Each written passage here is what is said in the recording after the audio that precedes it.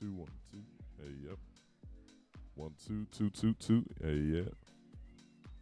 I can see it on that channel you're sending back to me. Yo, yo, yo, yo. Check 1, 2.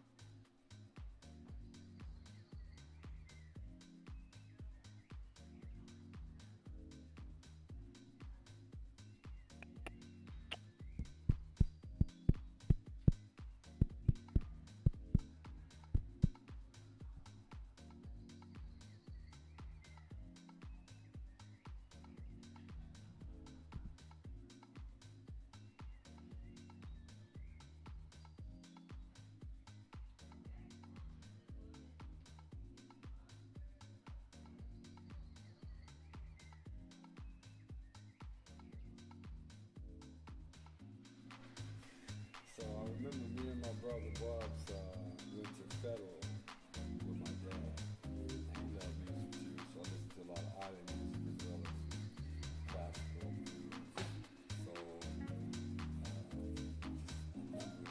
different genres of music. And music really continued in the house. I love jazz, and I love piano. So that's where I started playing percussion.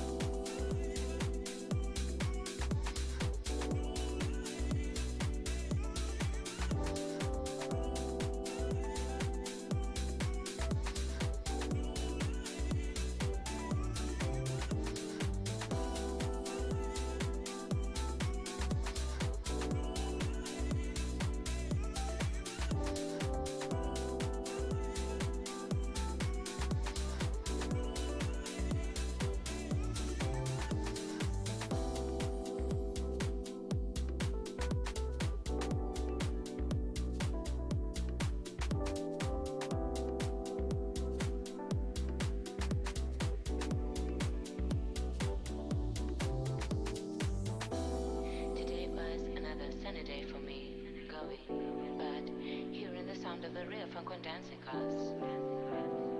Rather than think that human being can do is to keep on standing and rise up like a flower underground, like a flower from underground.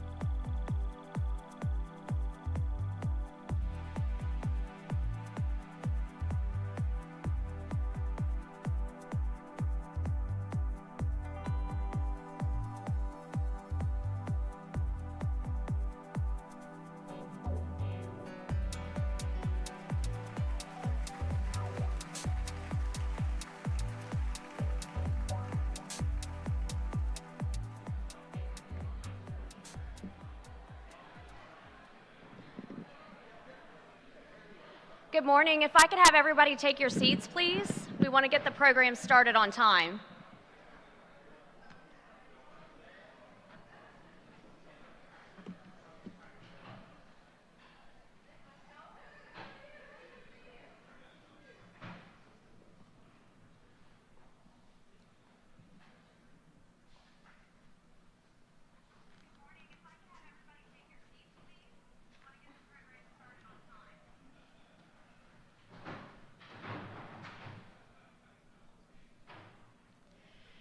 Good morning and welcome today. I'm Jessica Shepler. I'm Chief of Government Affairs and Economic Development for the Jacksonville Transportation Authority. Thank you all for being here with us. We want to go ahead and get started, and at JTA we always get started with our safety message. So our safety message for the month of May is risk takers are accident makers, so be careful out there. I want to go ahead and introduce the video today from our CEO, Nat Ford, who is not able to be here with us in person, but he wanted to make sure that he said hello, welcomed you to our Armsdale Test and Learn Center, where we are testing these autonomous vehicles and helping to really move the industry towards creating these vehicles to be public transportation appropriate. And so with that, if we can go ahead and roll the video from our CEO, Nat Ford. Hello, everyone. This is Nat Ford, CEO of the Jacksonville Transportation Authority. I'm sorry I couldn't be with you personally for National AV Day. At this time, I'm part of a study mission in Spain, joined by FTA Administrator Nuria Fernandez and other leaders from our industry nationwide. This study mission will conclude in Barcelona, where we will be attending UITP's Global Transportation Summit. During this summit, I'll have the opportunity to present on something I know we are collectively passionate about, and that is autonomous vehicle technology and sharing the JTA's journey as we make the ultimate urban circulator a reality. Before I continue, let me say a special thank you to Guident Chairman and CEO Harold Braun and his team at Guident for partnering with the JTA to make this event possible. Your collaboration and dedication in helping us advance the conversation and help everyone better understand the technology and how it can be used is extremely important. I also want to thank the JTA team for their hard work in putting together what I know will be an amazing event filled with exciting conversations and demonstrations. And last, but certainly not least, I want to thank all of you for coming out here today. Your presence alone is a step forward in embracing this technology that will be transformational on the mobility space and beyond. It's great to know so many of you have joined us to celebrate what I believe is the future of public transportation in Jacksonville and hopefully in your communities as well. With an exciting day ahead, I encourage you to be engaged, take advantage and network, ask questions, learn, and be involved. You are driving the future.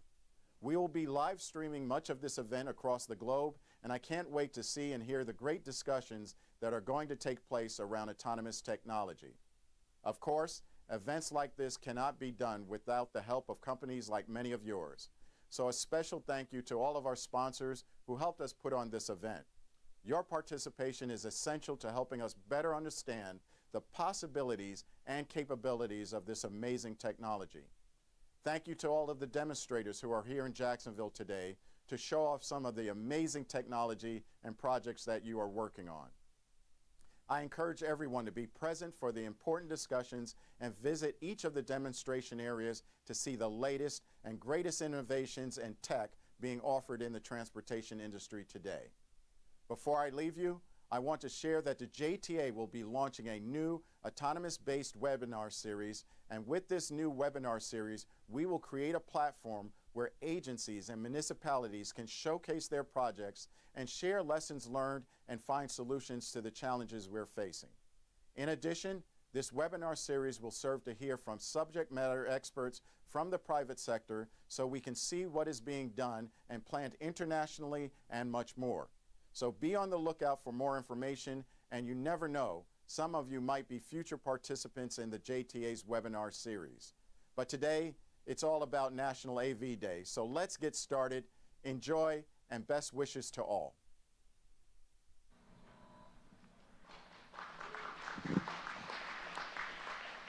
And with that, I would like to ask Mr. Harold Braun, our partner today from Guident, Chief Executive Officer with Guident Autonomous Intelligence, to come and give remarks. Thank you.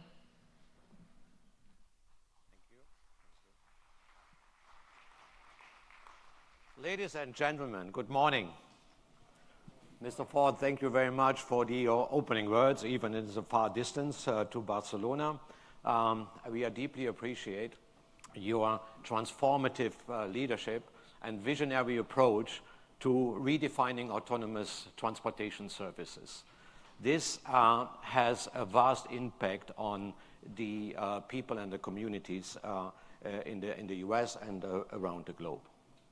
Your team's dedicated efforts around Bernhard Schmidt's leadership has not only transformed the transportation industry, but also have greatly enhanced the lives of many around us for a more safer and more effective and efficient, sustainable daily rides. Thank you very much for this invaluable leadership and contributions. We at Guident are delighted to co-sponsor this event for this first National Autonomous Vehicle Day here in Jacksonville at this amazing learn facilities together with the JTA Automation and Innovation team. So I have to tell you a story before I continue. So my team and I was here in mid-February. We were sitting in that room there behind you. And we had a good meeting with Bernhard and Angie. So at the end of the meeting, I just said, Bernhard, I have one favor to ask you. And I said, oh, what is it? I said, we are planning our National Vehicle Day, Autonomous Vehicle Day in Boca Raton at the Boca Raton Innovation Campus, which we did last year. Yeah, I heard about it. That was good. I heard that was successful. Well, I said, I would like you to ask you for the keynote speech there. And he said, well, I think you don't understand. We do it here in Jacksonville because you did it already in Boca, right? And then Angie really laughed herself out and said, Harold, that's what you get when you ask, right? So, well, the rest is history, right? Bernhard, thanks very much for, putting that out there for me. So we handshake, we had a deal. Well, the rest is history. We are all here, right? So who can say no to the team?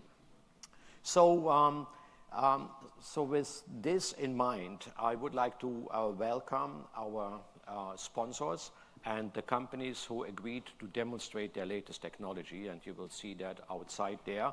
And we will hopefully make time to take a look at that and ask many questions. Thanks very much for your support and the expertise in the field of autonomous vehicles.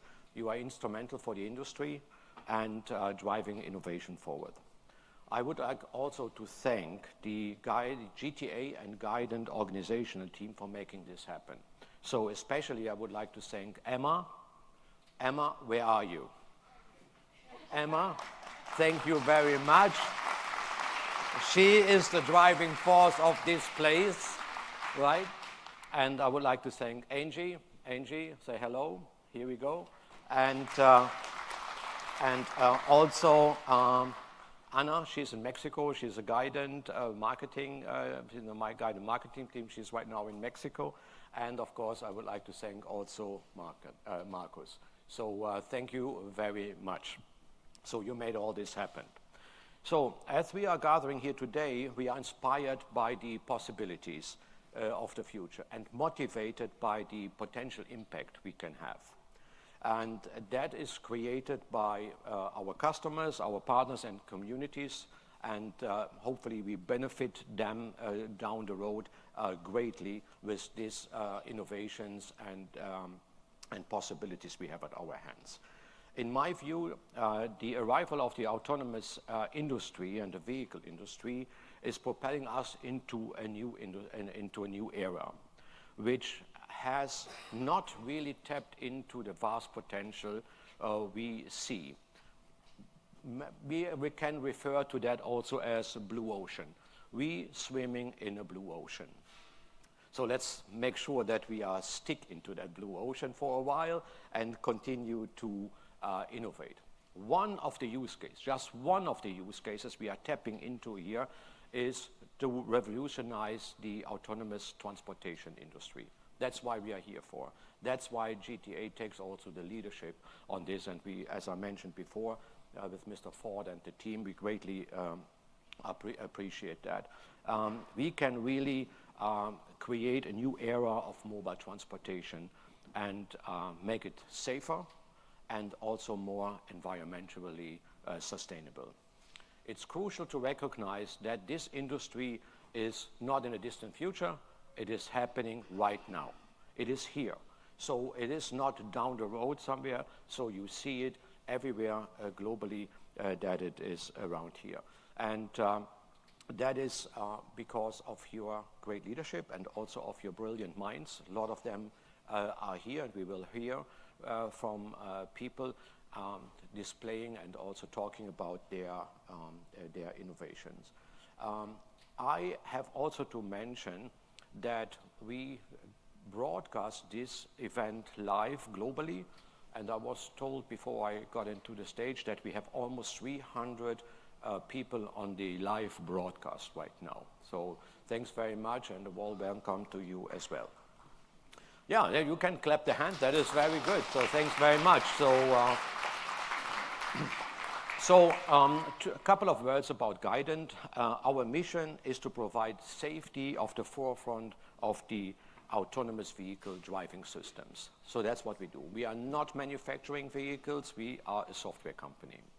And so that is what we do. And safety for us is not an option. It's in our DNA. Everything what we do is about safety. And we firmly believe that the success of the autonomous vehicles relies on a robust safety framework. And our commitment to that is there, and we apply the highest standards to that. How does that look like? We provide 3 crucial functions to enhance the overall safety features on top of a human-in-the-loop concept. You can see that later on there. We have a station where we can drive a car from the from the station here, from the remote monitoring and control station, outside in the test facilities. You can see that later on. That doesn't mean that we all the time drive this, only in case of mishap situations, okay? So the 3 functions we provide there is autonomous vehicle monitoring and AI incident prediction models. So we predict if something could happen. Second, we provide remote assistant and control guided by augmented intelligence, meaning we are not driving all the time. We get an alarm when something is about to happen, and the human will be in the loop and also be in the car and also on the monitor remotely. And of course, one major function is that passengers in a vehicle, like we see here with Holon and many others, and Ovitec and others we have partnered with, that we provide passenger assistance and communication service. We call that video intercom, right? So we are not only talking, we see also the person behind it. So through rigorous monitoring, we ensure actually supervision and real-time awareness of autonomous vehicle fleets, and the assistant and control function enable us to intervene when there are issues, and we can transition between autonomous control and human control. So this is a very important statement. On top of this, artificial intelligence algorithm, which we included there, and learning systems, making, of course, every decision more intelligent going down. When we have data, we can do better. Our software can be better through data, and we're constantly improving and optimizing the safety of the autonomous vehicle fleet. As a summary, today, as Mr. Ford said as well, we invite you to be part of this remarkable journey. And please, let's work and seize the opportunity to first collaborate, learn from each other. Therefore, we are here, innovate and inspire each other.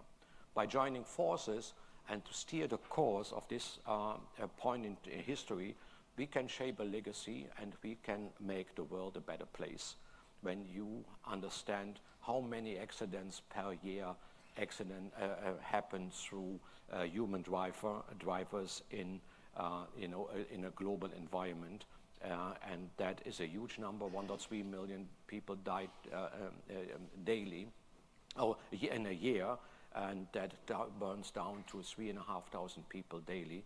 And so we can make that better and safer, and hopefully we all can help that. Let's make sure that we work together on this and swim in a blue ocean as long as we can, and constantly innovate. So thanks very much for being here. I'm looking forward to good discussions and good demonstrations. And let's make the autonomous transportation service industry a reality. Thank you very much.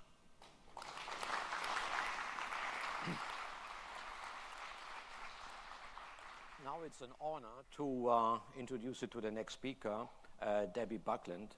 Debbie is the chairwoman of the Jacksonville Transportation Authority.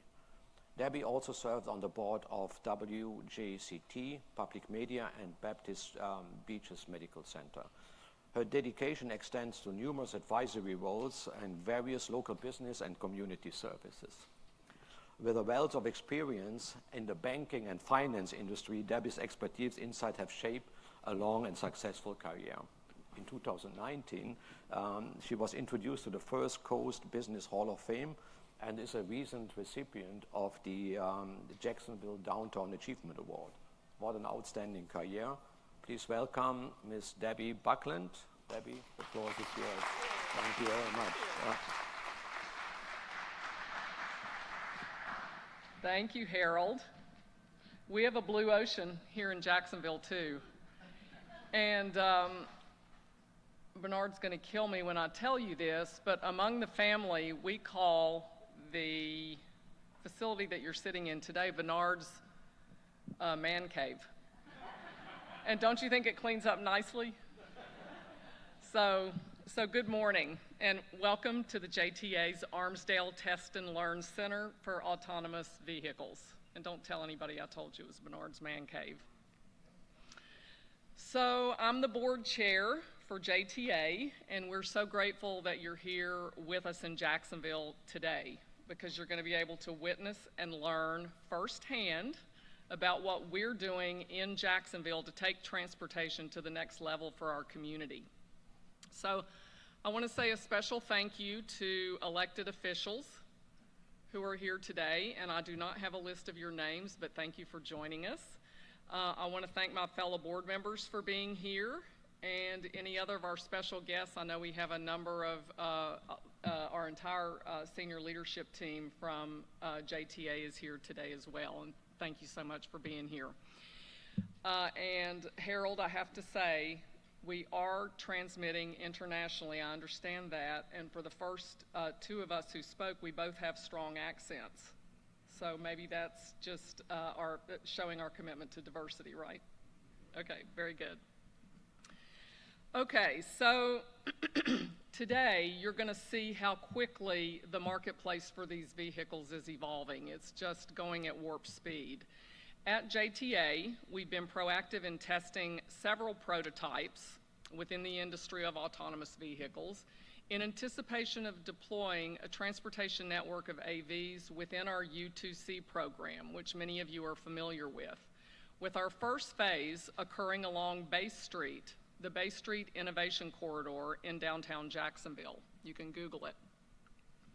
In doing so, and as a public transportation provider of services in Jacksonville, we know we're going to need to provide a service that will meet the needs of all of our citizens, including those with disabilities, in order to provide equal access for all. Our innovation team at JTA has been working diligently over the last few years with several vendors to shed light on all the components that are needed to ensure a first-class service for everyone. In addition to introducing AVs to thousands of people across Northeast Florida at hundreds of events, we've spent time with our local and state officials, public safety professionals, to acclimate them to this new technology and to solicit their feedback related to how to build and have excellent functionality for these new vehicles. JTA has worked to ensure that the manufacturers of these vehicles understand the importance of ensuring Americans with disabilities are top of mind in the design, which includes involvement from JTA's Disability Committee and the Mayor's Disability Council here in Jacksonville. I have the opportunity today to introduce to you our keynote speaker. He keeps ADA priorities at the focal point for all of us in the transportation industry. We're grateful for his expertise. Mr. Ron Brooks is the founder and CEO of Accessible Avenue and Senior Director for Policy and Stakeholder Engagement for Users, a transportation network company meeting the needs of people with disabilities. Ron is committed to helping the mobility services industry harness emerging technologies and mobility service models to make transportation easier and more accessible for all of us. His area of focus includes digital accessibility, deployment of accessible wayfinding technologies within transit and built environments, the incorporation of accessibility within autonomous vehicles, and the modernization of traditional paratransit to be more sustainable for agencies and much more spontaneous for customers. It's my pleasure to introduce to you Mr. Ron Brooks.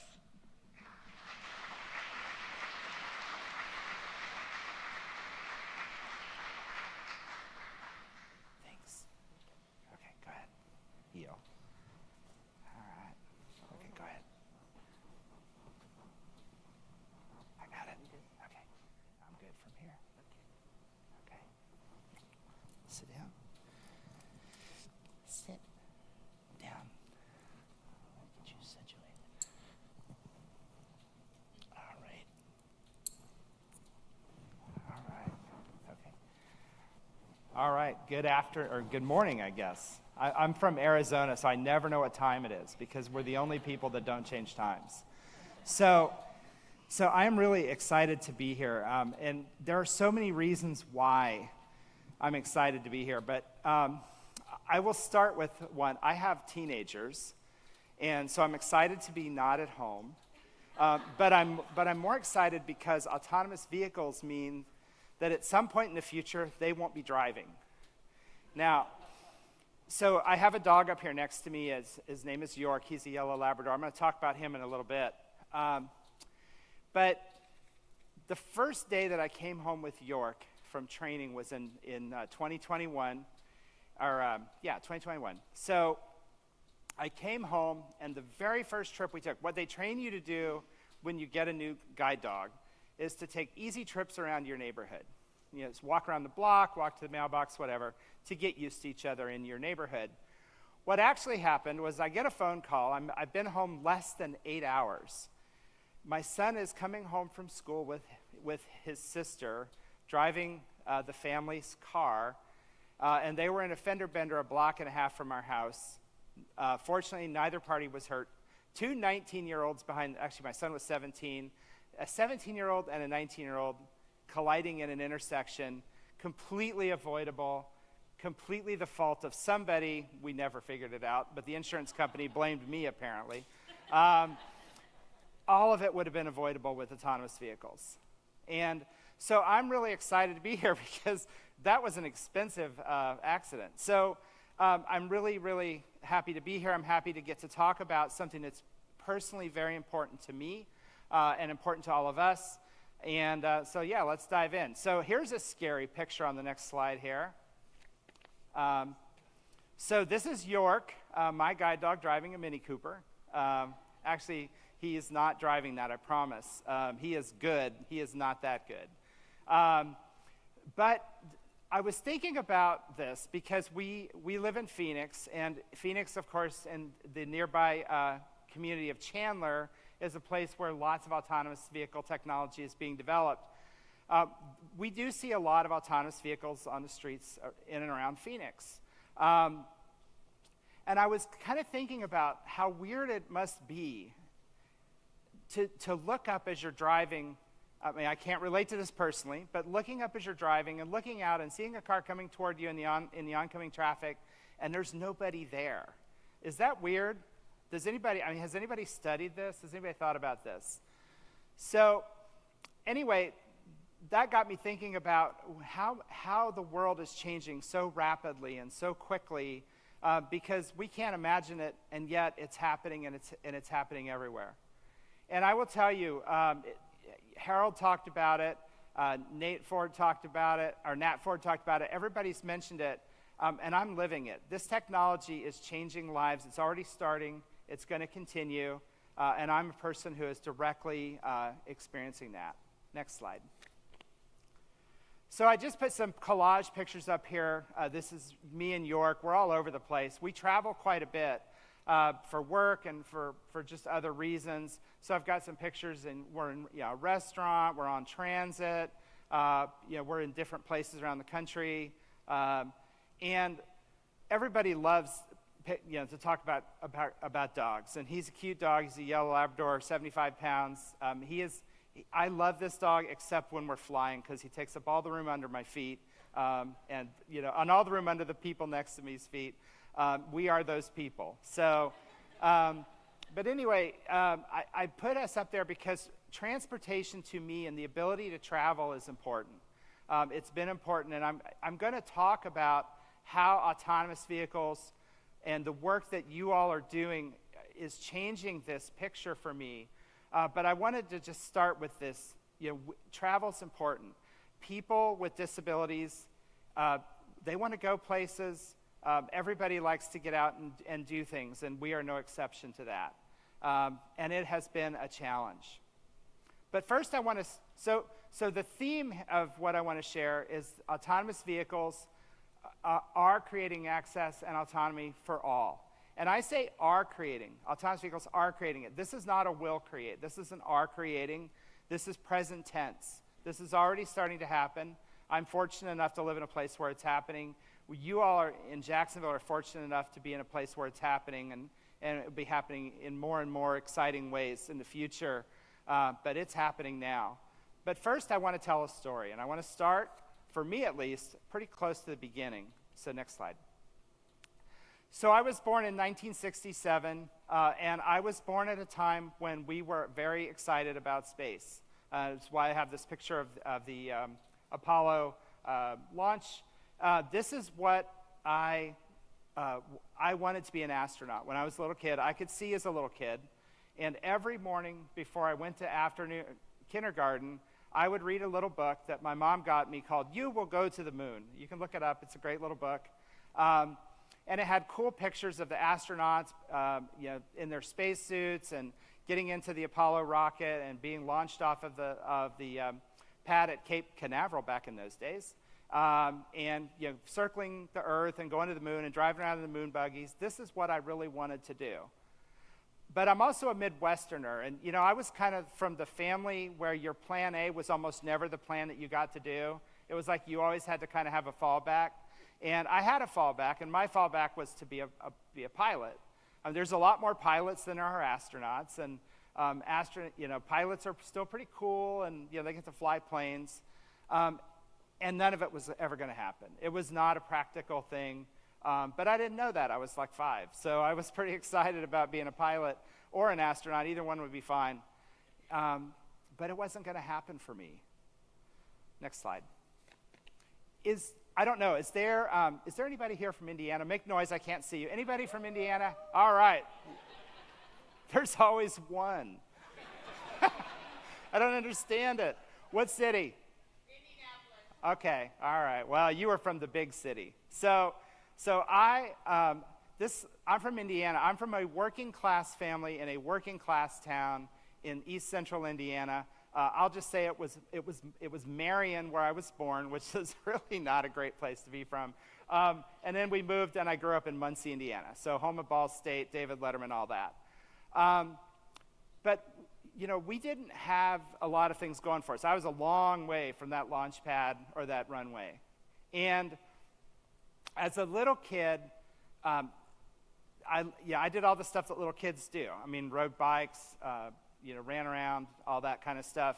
And I have a basketball on here because we loved basketball. I was raised in the 70s. Basketball at that time was even more popular in Indiana than it is now. If you remember that old movie Hoosiers, my high school was represented in that movie. We were the high school that got beat at the end by the little school that beat us. And my dad will still talk to me about this game to this day when we talk on the phone. It's ridiculous. So anyway, I'm that kid. I loved basketball. I liked to play it. Everybody played it when I was a kid. We'd go outside and play on the court, and if we didn't have a court, we just had a hoop up on a garage. We'd play basketball, and of course it was perfect. There were no refs. It was just right. The problem is, I was also born with a congenital eye condition called glaucoma, which a lot of people get when they're older, and that's bad enough. When you get it as a young kid, it's really not a good scene. And the one rule that I was always taught was you do not play contact sports. You never play contact sports. So I played contact sports. I played basketball. I mean, what else was I going to do? I'm from Indiana. So I was playing basketball. I was 14. There's probably about 6 of us. There were no referees. We were playing a half-court game where you don't have teams as much as you just have 5 enemies.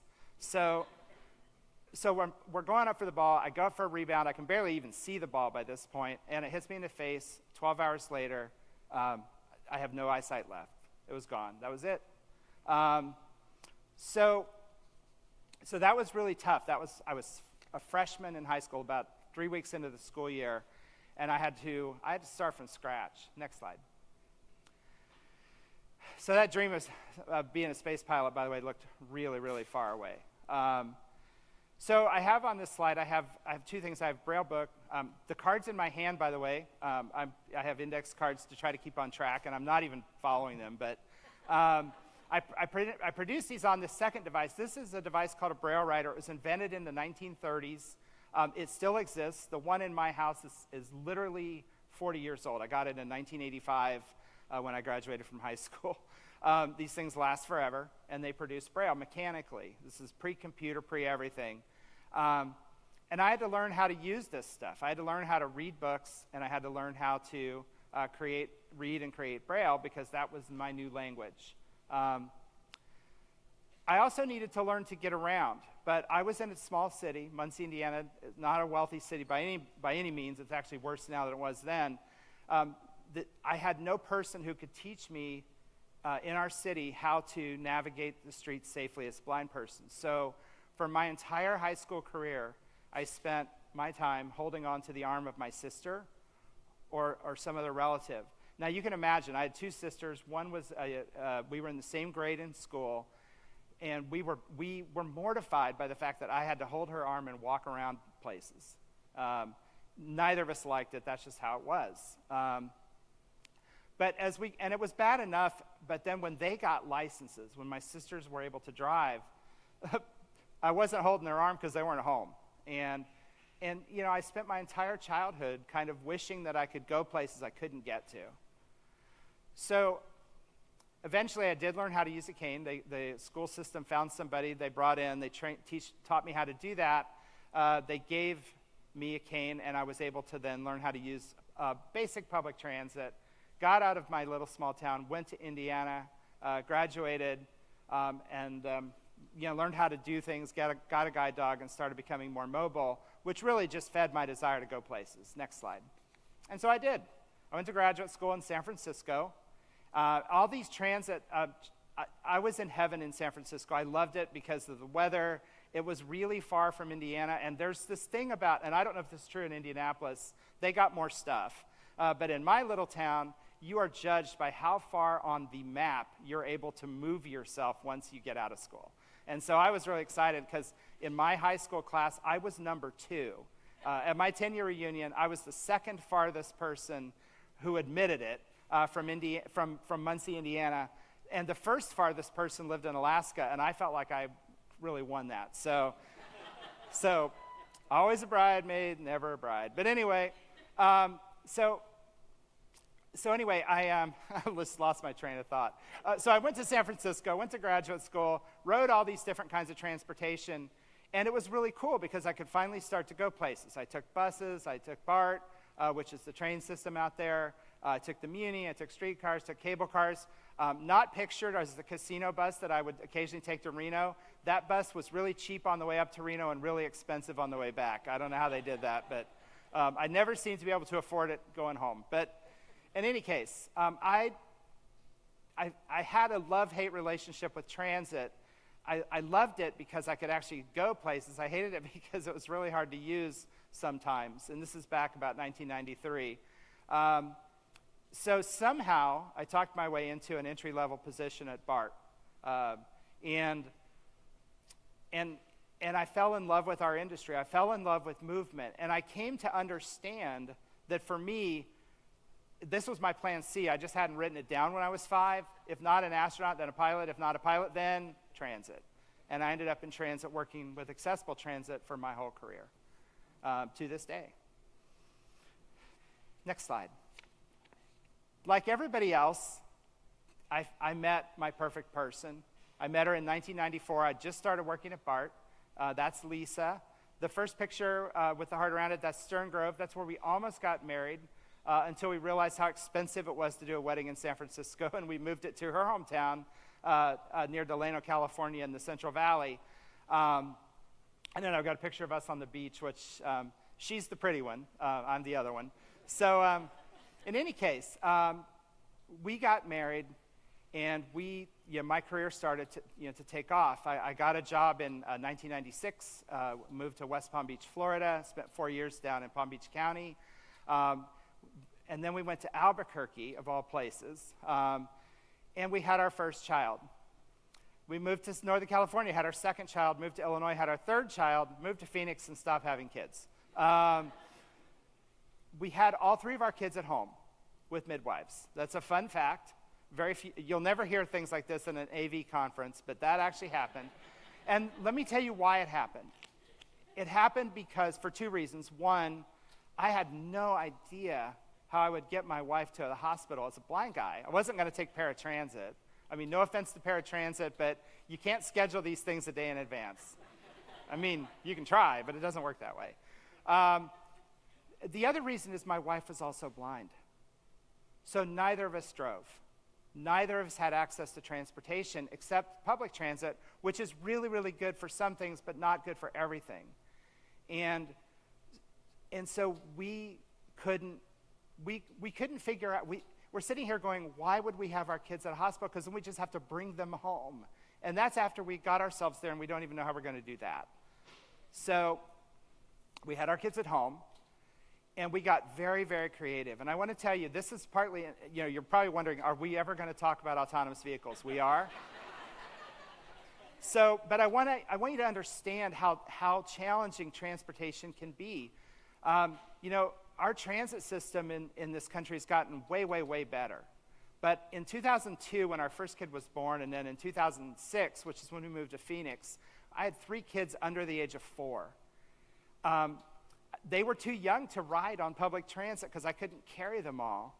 There were too many of us to take paratransit because of the rules. We did not leave home as a family for 5 years. I would occasionally, because I'm the adventurous one, I would take the kids, I'd put 2 in a wagon, I'd put 1 on my back in a backpack, I'd take my dog with one hand, pull the wagon with the other, and we'd go down the street. And that's how we navigated for several years. It's very good fitness. It's really, really hard. And so transportation was one of those things that was always something that I believed in, that I cared about, that I worked in, for God's sakes. But it was hard. It was really, really hard.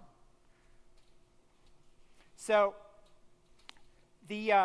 what happened is in 2013, I was in Phoenix, and I took a job with Valley Metro doing accessible transit services. And we're finally going to start talking about AVs. Because Valley Metro as an agency was very interested in autonomous vehicles. We were close to Chandler, Arizona. There was this company called Local Motors, which kept calling us to see if we could do a demo. And so we were pretty interested. And by the way, there's one here, so you'll get to see one. But we also got contacted by a company called Waymo. And Waymo was, of course, that's more of like, personal vehicle, kind of autonomous vehicle. But they contacted us because they were interested in talking about, is there some applicability for autonomous vehicles for paratransit? Well, I was running paratransit at the time, and I had some interest. So we talked to them about doing a pilot. And as part of that pilot, I got to ride in one, but this was test phase. So it's a Chrysler Pacifica. There are 6 people in it. There's a safety attendant in it, and it's real early test phase. So you can kind of see the potential, and I'm sure if you've developed technology, as some of you have, you know that at the early stages, there's a lot of questions. You can see it, you know what you want to get to, but you're not there yet. That's kind of where we were. We started to work on that pilot, and then I left the agency. And the pilot actually did happen, but I wasn't there to see it. So it was still kind of theoretical. The industry had continued to advance. I got to spend some time working with the US DOT, did an innovation a design challenge, and the focus was accessibility. And we talked as an industry about things like how are we going to teach folks with disabilities, how are we going to get them to use this technology, how are we going to help people find vehicles, use apps if there are apps involved, navigate to and from the vehicle, board, ride, exit, all the things that you all are working on. We had conversations, and I'm betting that some of you were in those conversations with me during the worst of the pandemic as we were all sitting around in our home offices on Zoom. This stuff was advancing, as you all know, and still for me though, transportation was still tough. I was still, we would take public transit, we would, walk around the neighborhood and do all those things, but transportation was still something that was still a little bit hard. And then it all changed. And I have on the next slide here, I have a fun little video. If you could go ahead and play that. So this is Ron. I'm here with Lisa. Say hi, Lisa. Hi. So we're sitting in a Waymo, and that's the lovely driver's seat here. It's all nice and empty. And here's York sitting down here, all comfy and relaxed. And here's Lisa, terrified in the back seat.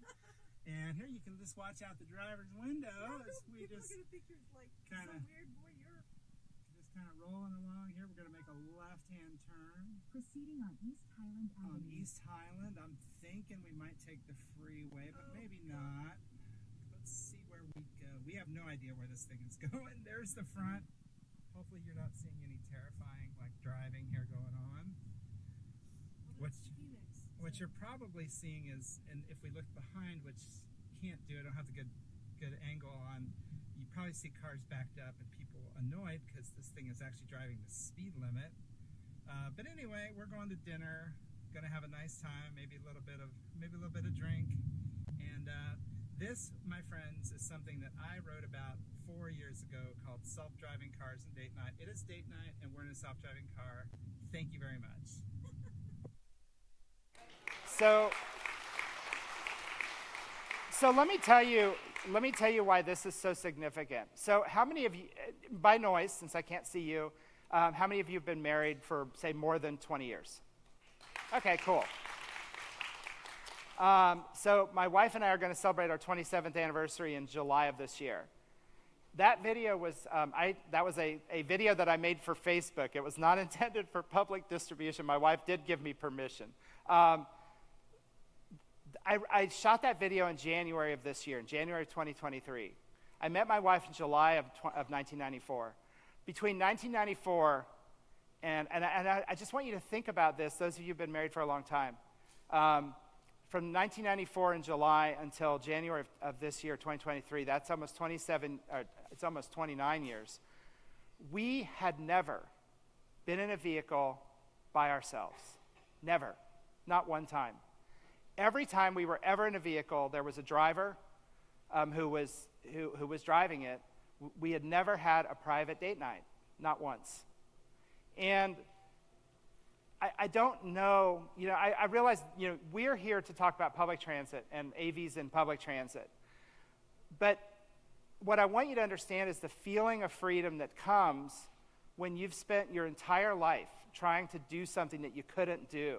From the time you were 5 and you wanted to go into space and you couldn't, until the time that you're in your 50s and you're finally on your first date with your wife by yourselves.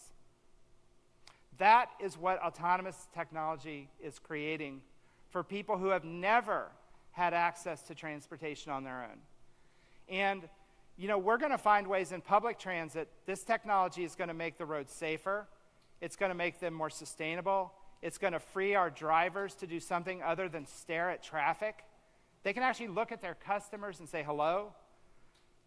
This technology it's revolutionizing everything that we do in our industry, and it's revolutionizing the lives of people who need it. And I'm one of those people. We think of this technology, or a lot of people think of it as kind of gimmicky and cool and new and fun and shiny. It's not. I mean, it's all those things, but what it really is transformative. It changes lives. It makes people have more freedom. It makes people have more safety, and it makes people have more autonomy. And that's why I'm here. I'm really, really grateful to be here. My last slide here, this is my contact information. Yes, feel free to reach out. I want to help all of y'all. I want this technology in as many cities and as many towns, even my little town of Muncie, Indiana, as soon as possible because people need it. Thank you.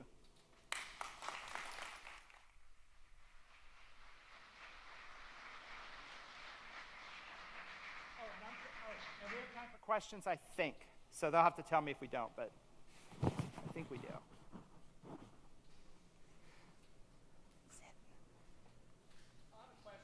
Yeah. This is Debbie. I'm curious if you know how many people in the United States today are visually impaired. I should know it. It's around 1 million. I mean, I hate round numbers because they're obviously wrong, but it's around 1 million. I mean, and that's severely visually impaired. The population, about 15% of people, and it goes way up as you get older, have some level of visual impairment. About 1 million folks are like significantly visually impaired to the point where they're not able to navigate on their own.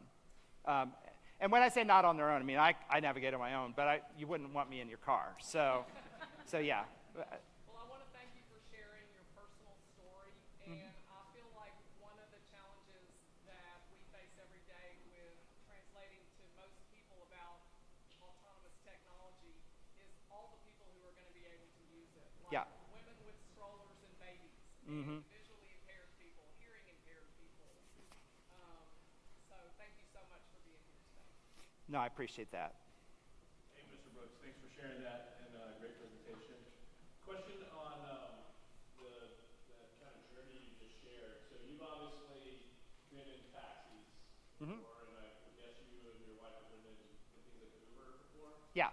Can you, from either from your point of view or your spouse's reaction, is probably more important. What was the experience like when you got into a driverless vehicle that was being driven by the computer and not by a human? How did it compare to the human-driven experience? So it's interesting because my wife and I we are wired differently. I'm a little bit more of a risk taker, and she's a little bit less so. She was pretty nervous at first, but excited. It was like that excited nervous. It's like, oh, this is cool, but wow. So that was her perspective. As soon as and I will tell you, we've taken several trips. I mean, Waymo is commercial service in our city. So you use it just like you do Uber or Lyft. And I have not been in a vehicle with an attendant, certainly not this calendar year. So when, at first it was like, oh my God. And it's like anything, you get used to it, and then you realize, oh, this is okay. So nervous at first, and then it's like, okay, I'm cool. This is good. My experience was like, oh yeah, this is awesome. Let's do this. By the way, I didn't share this, but York down here, and I've made this assertion, and nobody's proved it's wrong. He has probably been in an autonomous vehicle more than any dog on planet Earth. Certainly guide dog, no question. We've taken probably 18 or 20 trips, and he is to the point now where in our city, he recognizes those vehicles and will try to guide me to them, which is great, except when they're actually driving at the time. So, but fortunately, they have cameras, so we're good.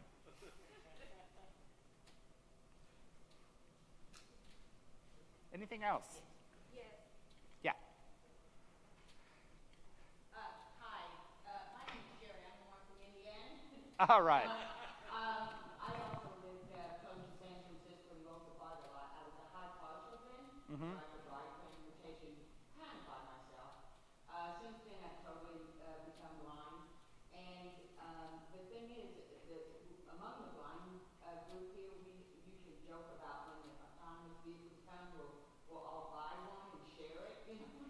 But the thing is, I'm wondering, is there actual people that are owning them as a personal vehicle that's using them? And about how much, because I'm sure it's going to be very expensive, how much would an autonomous vehicle cost for an individual?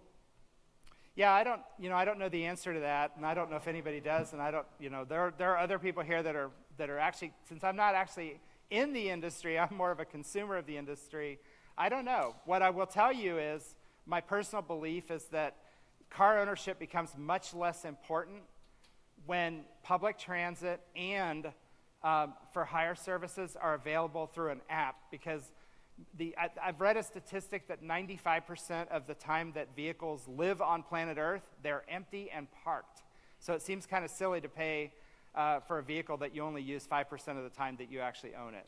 So I think we may see the model shift, but there are smart people here that might be able to give a better answer.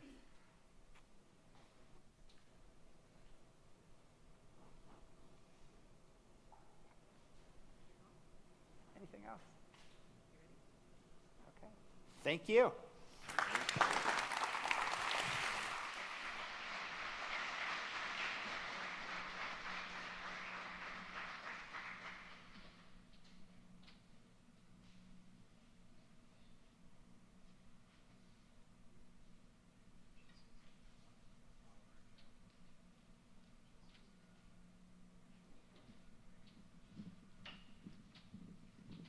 Okay, we're going to take a 10-minute break, and just from a logistics standpoint, the restrooms are to your left, and there's some water and coffee on the back table. So we want to be back at 11 o'clock, so a couple minutes after 11.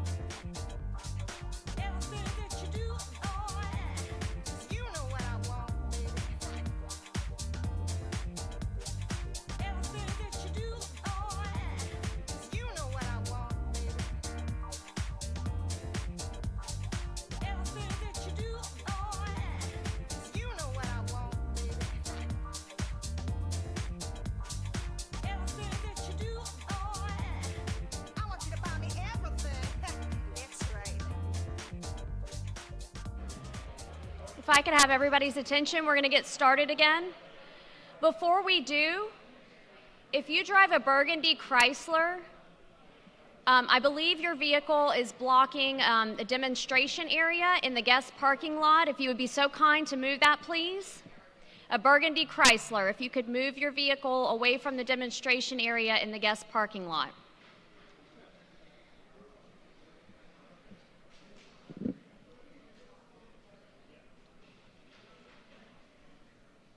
We want to go ahead and continue on with our program.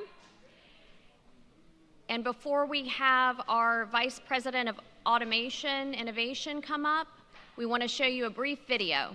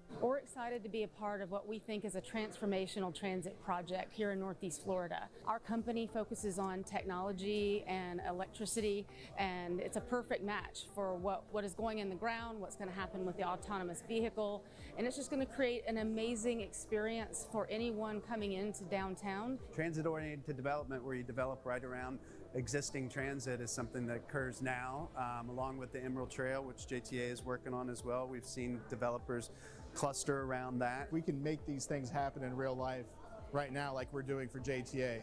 And I think that's very, very important to put out to the market so we can really get AVs on the road and make this become a reality.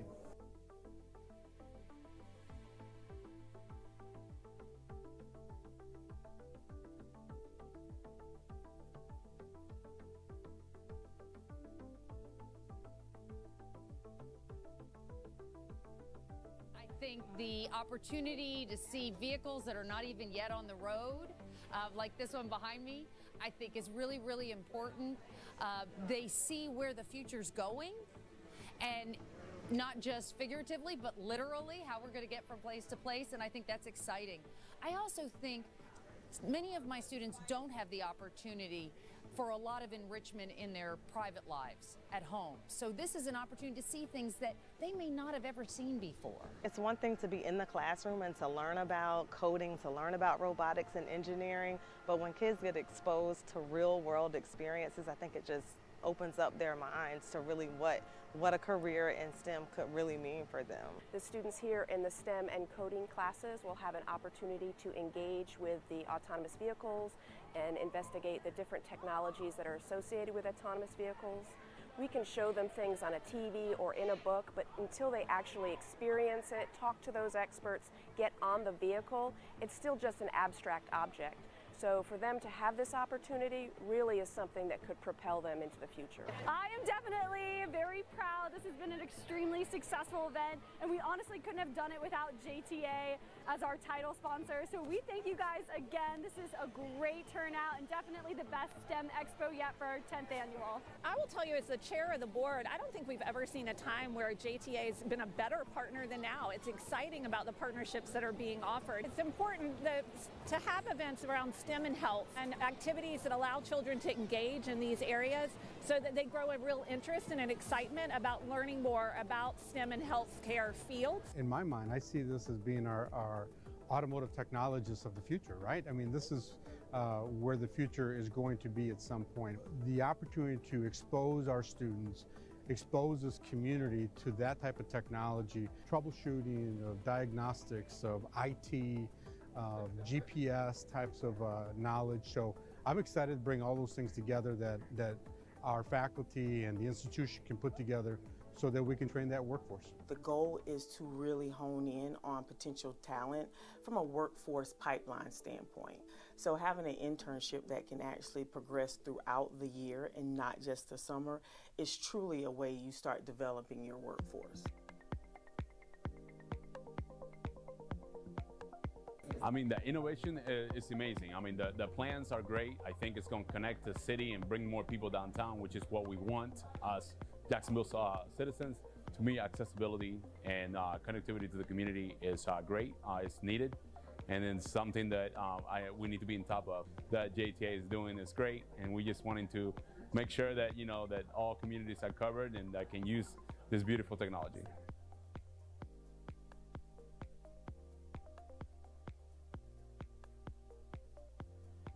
Mr. Ford had called it multimodal transportation. You're going to need your city buses. You're going to need, there's a play for the shuttles, right? There's a play for the scooters, right? Those are different modes of transportation. We should invest in all of those modes and hopefully drive equitable, mobility.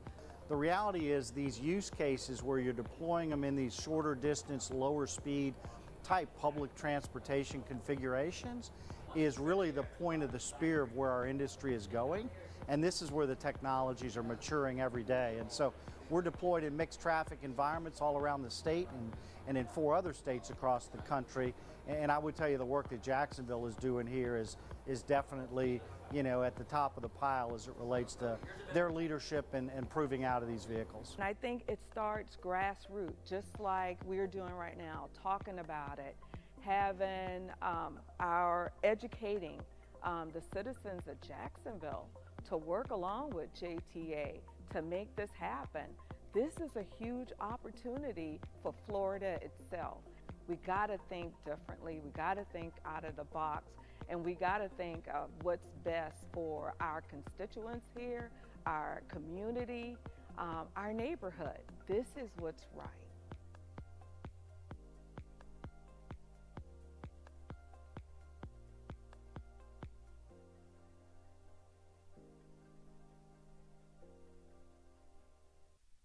And now I'd like to ask Bernard Schmidt, our Vice President of Automation and Innovation at the Jacksonville Transportation Authority, also the brainchild of the U2C program in executing it, to come to the podium. All right. Check, check. All right, my mic is on. Thank you all for being here. And again, welcome to the Armsdale Test and Learn facility. As usual, I want to just present and talk to you a little bit about the U2C, which is our marquee project and program. And I want to take a little bit different approach because National AV Day is, I think when you listen to Ron and about what this technology really represents, I actually think about just, how does the average American spend their day? And I found this great visualization that just kind of looks at, in a 24-hour period, and it was back from 2014 time survey done by Nathan Yao, but you start to see how people are spending their time. And the different colors represent, so you see people are here sleeping, and then when it gets closer, but in the middle is all the transit time, all the transportation, all the time that we spend getting from point to point, whether it is from home to work to leisure and back. And we spend a significant amount of time, getting to and from places that we need to. I think the statement was just made about, the life of cars, 95% of them spend their time just parked doing nothing. It's really a non-value add. And so you start to think about how you can repurpose that, how you can be even more efficient with your time. Imagine having the ability to have autonomous technology take you to and from. And imagine even doing that through public transit. And I really believe the adoption of this technology, I said this before, is really going to happen through public transit. When we talk about even the efficiency of public transit, I want to show you this visualization because today, our marquee project, the Bay Street Innovation Corridor, is really going after, dedicated lanes and really to show you in terms of movement of people, right? When you're getting to an event and everybody decides here to take their cars, you might have 1, 2, or 3 people in your car. And so you see within a single hour, the throughput that you have by trying to force people to travel in single cars, if you did it walking, if you did it via, a bike, and then using public transit where you have, an automated mover or a public transit bus that actually gets you there. And so there's a lot there in terms of what the U2C tries to bring together. And I think the JTA is, again, uniquely positioned as a transit authority to do the work that it's doing. Some of you might not know this, but the JTA is one of the few transit authorities in the United States that build roads and bridges. We don't just operate the public transit system. And so we move people on buses, on paratransit, beachside buggies, on ferries, our train system, which is the existing Skyway, and now, autonomous vehicles. And so what you see is we really consider, if Mr. Ford was here, he will talk to you about being really the regional transportation authority and being all things mobility. And so what is the U2C? The U2C stands for the Ultimate Urban Circulator, okay? It is the JTA's vision of how we repurpose what you all know as the Skyway downtown, so it's represented there in that orange, right? It's currently a 2.5-mile, 8-station system that goes across the river, right? And really now starts to expand it out to what it really was meant to be. It was really birthed from what to do with the Skyway problem. All I want you to remember is this U2C project is almost a mega project. And we've broken it into 3 buckets, 3 projects. The first one being the Bay Street Innovation Corridor, the second one being the Skyway conversion, and then the last thing to come will be these neighborhood extensions, okay? And so the real vision is how you start from that Skyway and then you start to spread those tentacles as you're seeing here. And we mature that out, we blow that out, we start to interconnect these various neighborhoods, the Emerging Medical Complex, San Marco, Brooklyn, Riverside, all that starts to interconnect and has the ability to funnel people through our downtown. And so that is the beauty of what the U2C is meant to really become. What I want to say, though, is we're not just stopping there. The JTA is also looking at deploying a series of agile programs in terms of how we can actually provide autonomous technology and a level of service on college campuses, at hospices. As you all know, we did a project that I'll talk about a little bit here at Mayo Clinic. And so this technology represents a whole lot more for us, okay? In terms of the Bay Street Innovation Corridor, when you have an opportunity, you come up here on the wall and actually see the latest and greatest in terms of, proposed stops and where that's going to be. That is a fully awarded project. It is underway. We will launch that system with autonomous vehicles in 2025. Okay, we just got through our 60% design. If you get an opportunity later on as you walk around the room, you'll see some of our marquee partners, our lead contractors, Balfour Beatty, but we have a consortium approach with a good group of pretty much national and international partners that are pulling this project together. And so you'll see all their names along the walls, and they've been working with us hand in hand on this, okay? But that Bay Street Innovation Corridor, which you see on your screen, will be the blue. It will be that connectivity to the sports and entertainment complex that the Skyway never achieved. So that's the first phase. And then the second phase will then convert what you see there in green, okay?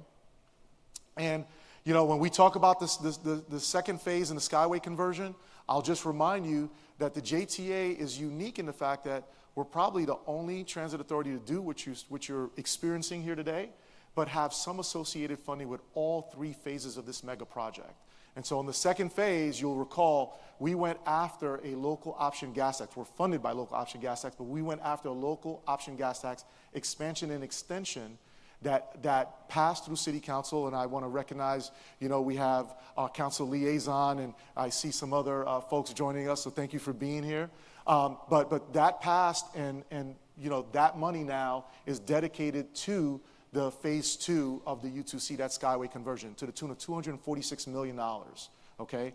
Nobody has that level of funding to go do these projects.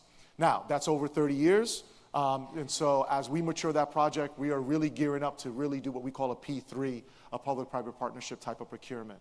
But we've already started the work, and what I can share with you is that Skyway infrastructure is really just being put back to its fit, form, and function. It was originally built as a roadway at elevation to be used with rubber tire vehicles.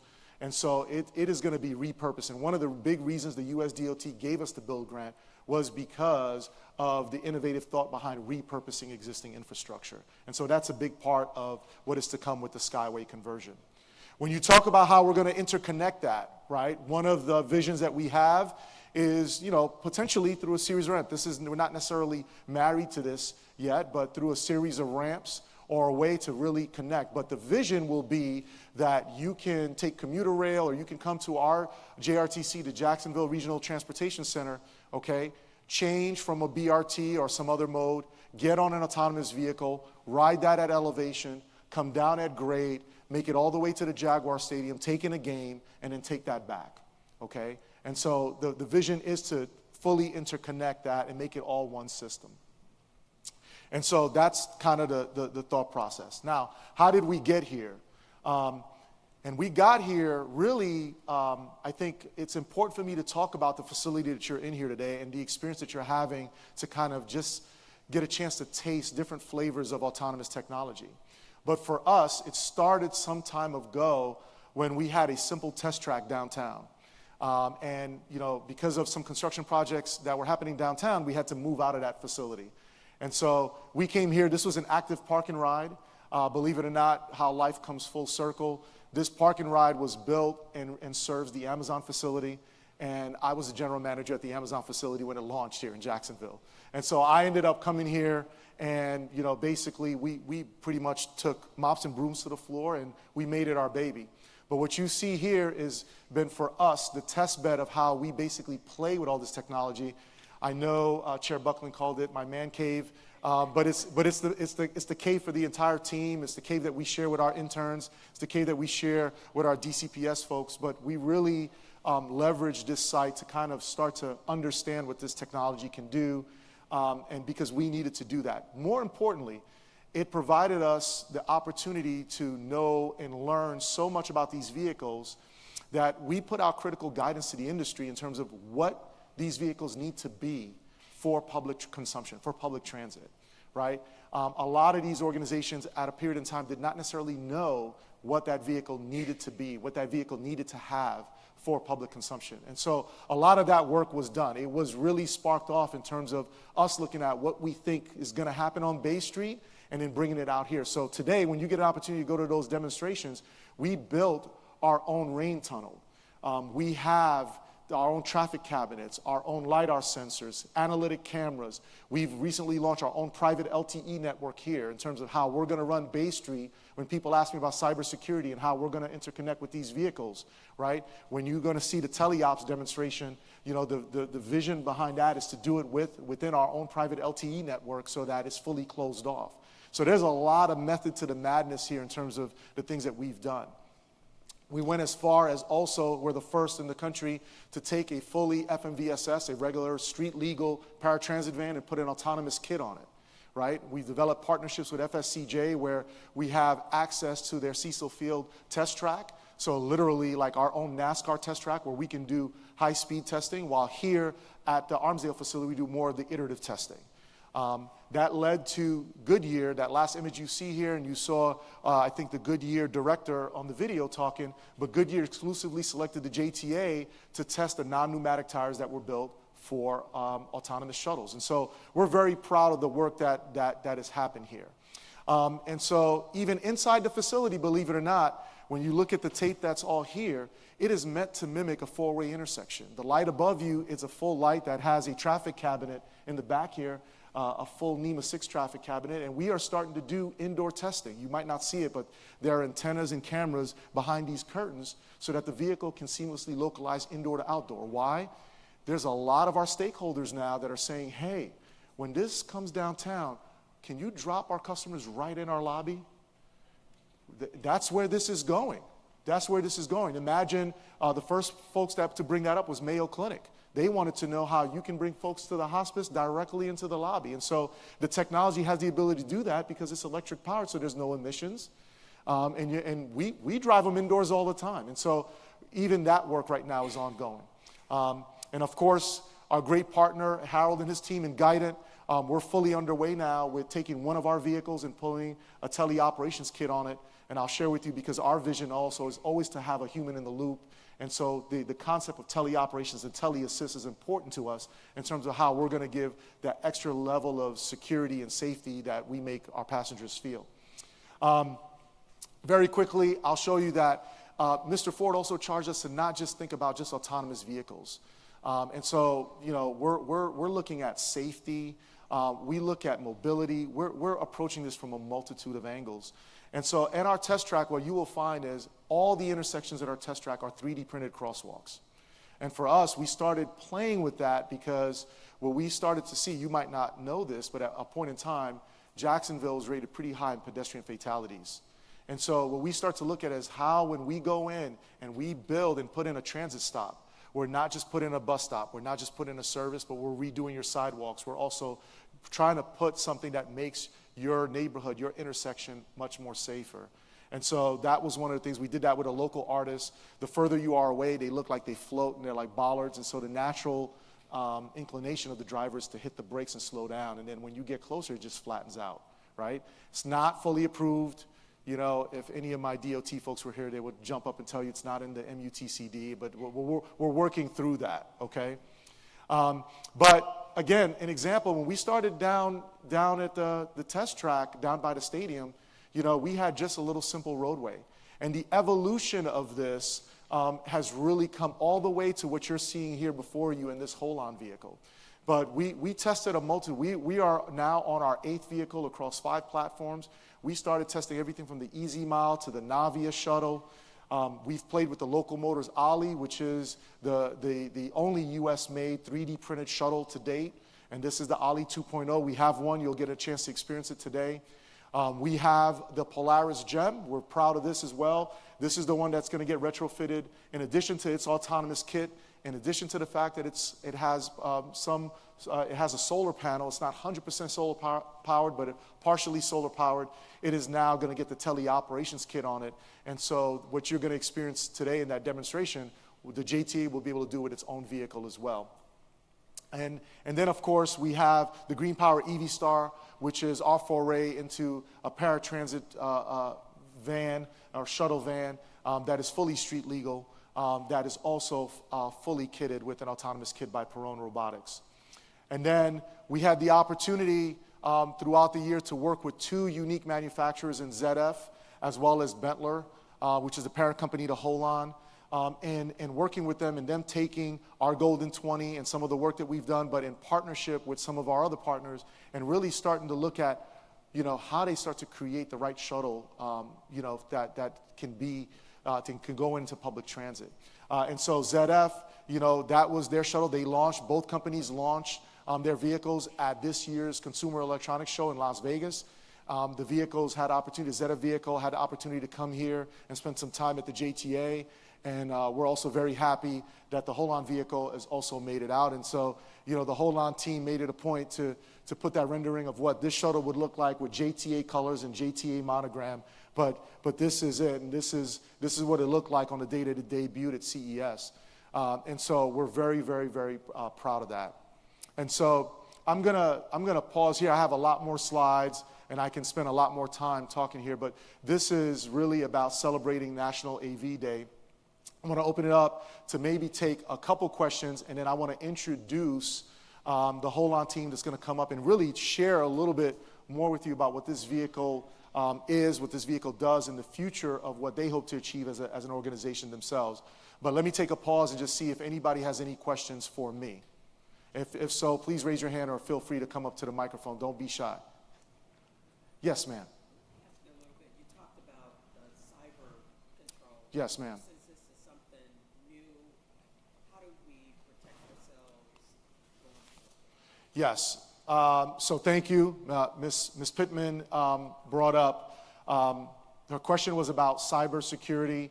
How are we going down this project? How are we protecting ourselves? And so a big part of that for us is this private LTE network. Also, we've been really diligent about putting in the right standards in terms of the NIST standards, in terms of the backbone infrastructure of what's going to happen with these vehicles. Our IT team, of course, has been working diligently with the V2R, the Vision to Reality team for Balfour Beatty. And so we're going, through it step by step. Keep in mind that these vehicles have the ability to be fully self-contained, fully autonomous on their own, make the decisions on their own, right? We have added other layers of wanting the vehicle to also have connectivity to other sensors and to be able to interact with the roadway. And so we've been able to kind of build layers into that. And for us, like I said, a big part of it will be having that private LTE network. Essentially, if you or your hardware doesn't have our SIM card, you really can't get access to that. That's not necessarily 100% foolproof in terms of cybersecurity, but that is a big part of it, because we're not going to be operating on that AT&T or Verizon network, right? And so we will have our own dedicated fiber as well as the ability to do that LTE network. So that's a big part of it.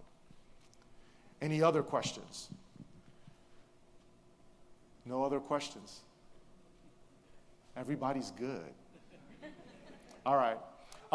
Yes, please.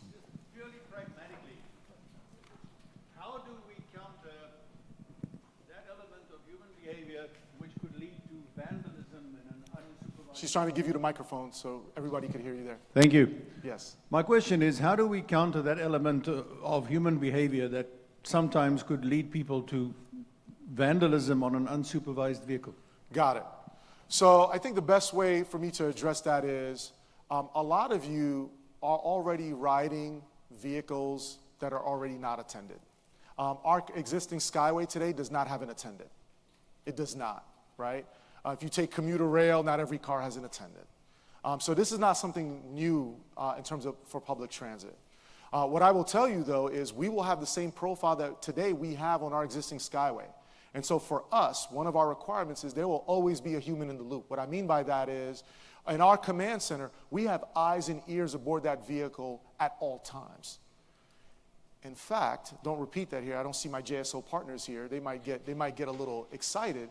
But the vehicle has enough technology, believe it or not, the number of cameras and sensors aboard that vehicle, it has the technology for as soon as you board my vehicle, I can facial recognize you and put you through some facial recognition software and figure out whether or not you have a warrant for your arrest or not.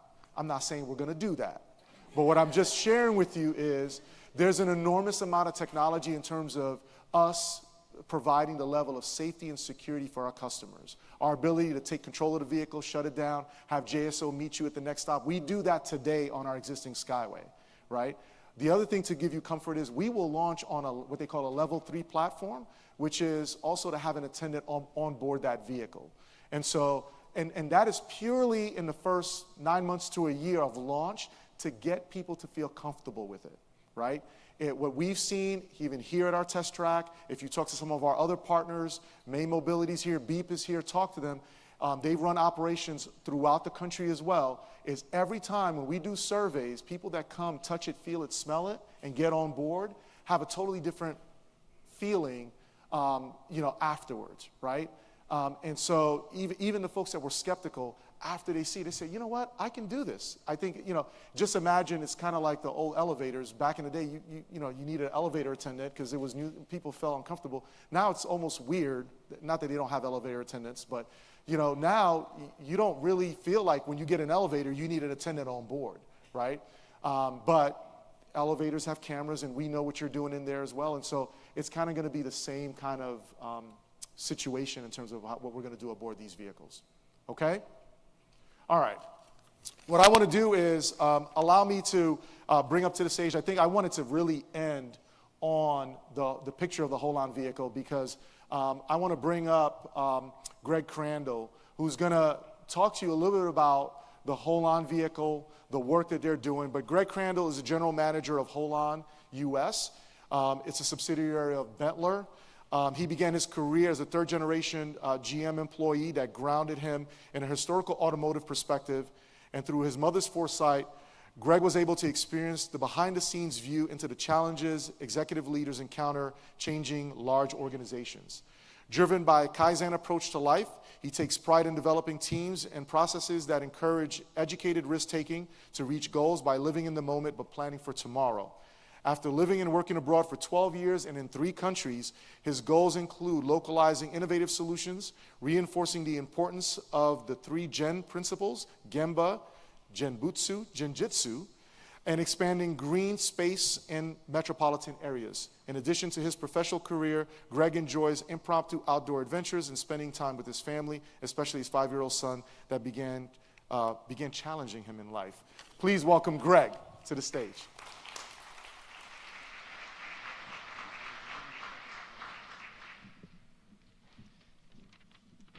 Thank you, Bernard. I wanted to start off by thanking the JTA team for allowing us to come and have the vehicle displayed here. There's 2 people I definitely want to say thank you to. Ms. Emma, you really were very welcoming myself and Lena in, and also Marcus for coming in on last Friday at 10 p.m. During the holiday weekend to allow us to come in early and take the stress off from us today. So today I wanted to give you some more learnings. Hopefully you can have a takeaway from what we, Holon as the automaker, have been going through so that you can probably not have to fall in those pitfalls. And what I wanted to do is take a step back and explain who Holon is. Holon is fairly new, but our parent company, Benteler Automotive, has almost 150 years of manufacturing. So inside of that company, we have about 25,000 employees. Out of those 25,000 employees, they hand-picked people to join Holon. 90% of the team members at Holon come from Benteler Automotive. Now, they're hand-selected for a reason, because they thought differently and they took on very large programs.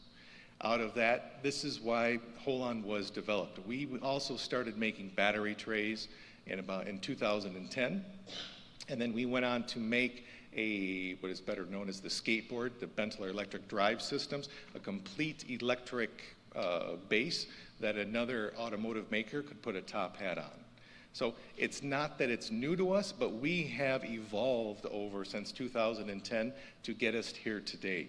And what I'd like to talk to you about is some things that we have experienced and how we have thought differently about it and how we've taken those challenges and moved to the next step. So there's 3 areas. 3 areas that one is speed to market. The second one is always safety has to be in your mind. And the second is the third is deployment excellence. All 3 of these are the things that we're constantly talking about every day. We are going through so many different aspects of the vehicle that these are the 3 I just wanted to talk about. And let me get into them, because what I have here is ED&D, Engineering, Design, and Development.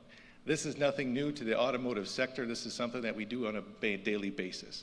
However, in order to have the team that was present to do something differently, we had a significant amount of challenges. For instance, the engineering side of it, the jump to an auto manufacturer is not small. We manufacture large assemblies, very complex, many parts coming in. But going to the auto manufacturer is such a step. We needed to establish partners and collaboration. As Bernard had mentioned, we have met with JTA. We first had contacted Beep, we have a partnership with. They introduced us to JTA. And then JTA slowly walked down the golden 20 aspects to meet the minimum specifications of an autonomous vehicle. Along with JTA taking this time, we have put these learnings into the vehicle. So again, when you go through, either you're a person that is on the vehicle, you're a parts supplier, or the auto manufacturer, you need to start off good with a really strong team. And for us, JTA and Beep, that we have worked with consistently to make sure all of those aspects go into the vehicle is extremely important. The second piece, the design. The design, we have a lot of engineers in Benteler. They love to engineer constantly. We had to push them to go forward and think about what the end passenger wanted. We actually had to think about where we wanted to end up because they would have designed and engineered a lot of great things that maybe were not as easily to implement as possible. So we had to tell them to go pencils down, tell them to focus on where we wanted to end up. And through that, we were able to make several iterations with a design company from a visual standpoint, Pininfarina, where we ended up today. I hope that you like the design of it, but through that, you eventually have to say you have to put your pencil down and the engineers need to stop because we need to execute. We're going through and stepping into our execution phase. We're moving forward as quickly as we can. And lastly, the development. The development is a really tough challenge for us. Why? Because we make weld cells. We make weld cells with robots, we have incoming material, we have the cages that go up, we think about safety all of the time. However, we need a complete system, and this is something that we have gone out into the market and looked for the professionals that are the best in the market for us. We had to step back and tell them, we will depend upon you. We're not giving you any parameters. An example of this is, what do you do from an automated standpoint versus a manual standpoint? Personally, I like the fully automated because you should get rid of any errors, any quality issues. However, that's not realistic when you're a startup company. Holon, even though it is a sister company of Benteler Automotive, we do have budget limitations and we don't have an unlimited checkbook. We've been working to find out where do we start off on the small aspects that are really important. The important pieces that the consumer, the passenger is going to touch, and we're going to get the quality. Behind the vehicle, I'm assuming that you probably think there's some super sexy technology behind there. It's tubular space frame. Why is that so important? Because it's easy to find the tube, it's easy to weld it, and it's structurally really sound. Those three things of what we've put into the vehicle, but then bringing those parts in. A lot of the words that I've used maybe are not so fun, but like pack density of where all of these parts have to come in. We're working with a supplier to define a way that we have the smallest footprint in order to bring this in. So again, you have to work with, even though you're capable of it, bring in others that do this on a very large scale and maybe no more than yourself, and listen. Listening and communication is a big factor throughout everything that we're doing. What you see here on the screen, this is what I call our ecosystem. All of these blue boxes, the white lettering, this is what we talk about daily. Every single one of these. When I see this, now I think about teamwork. When I first saw it, I thought about my competitor. Not my competitor that is making another vehicle. A lot of the people that we deal with now, we compete with to get the auto manufacturers, the General Motors, the BMW, the Mercedes, those same products. Those same companies have now turned into being collaborative with us and partners on our road. My point that I want to stress here, the door is never closed. We're fierce competitors with some of them. They were looking for an opportunity like the Holon vehicle to do something innovative and get into the autonomous vehicle market. It's an entry point for them, and now we work so closely because they had respect for us, which makes me feel good that we were a competitor to them, but now we're developing the trust to execute our plan to bring all of these people together and the parts, because it's not an easy task. Let me move into the next thing, safety. Safety is such a key factor for us, and it should be on the forefront of everything we do daily and everything we implement into the vehicle. Everyday safety is important. What I have here for the contingency plan means that you're going to be safe. Why is that fun? That's not verbally fun, but you know that from the vision system and the battery, we have multiple backups. Just like in any plan you're going to execute, you have to have a backup to the backup. Knowing that this vehicle right now for the battery, we have 3 backups. If there is an incident on the front, you can use the battery on the back. If there's an incident both front and rear, there's still a battery to move the vehicle off the road. Second, for the vision system, Bernard had mentioned there's a few cameras, LiDARs, and things on there. There's 28 cameras, LiDARs, and sensors on here, constantly monitoring. What's our backup if the LiDARs go off? The vehicle can be run at 100% with just the camera system. You should feel really comfortable getting on here. It takes time. When you get into it and you sit down on any of these vehicles, it's about educating the passengers and the public about what they're about to experience. And within 5 minutes, my experience is people move to their mobile phones and they forget about where they're at and they just enjoy the ride. Another thing that I have here about the safety first, is approvals. The federal, state, and local. Communication and getting everybody aligned that the public is about to have these vehicles available to them. They need to be prepared in advance. They need to know about what's coming, and they need to understand your vehicle. Even though we have submitted our Part 555 into the federal government, it still means locally here in the state of Florida and the city of Jacksonville that there is preparation about what our vehicle can do and the differences that it's going to make. And it takes time. Every single one of these steps has taken a lot longer than I expected. So, lastly, someone earlier had asked about cybersecurity. All of the data that we have coming into this vehicle is protected. It's important because this is constantly changing. We hear a lot of news of things that have been hacked, people that are the data that is going out. We have protocols for the vehicle that only allow information to go out to a certain point, and then the information can be consumed.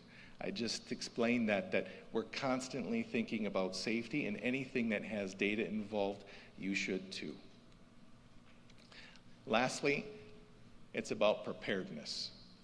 You can see on the right, there's a circle of, you have the HOLON, you have BEEP, who is our partner to deploy, you've got Mobileye. Mobileye is the autonomous driving stack that's inside this vehicle, but those three are surrounding the customer.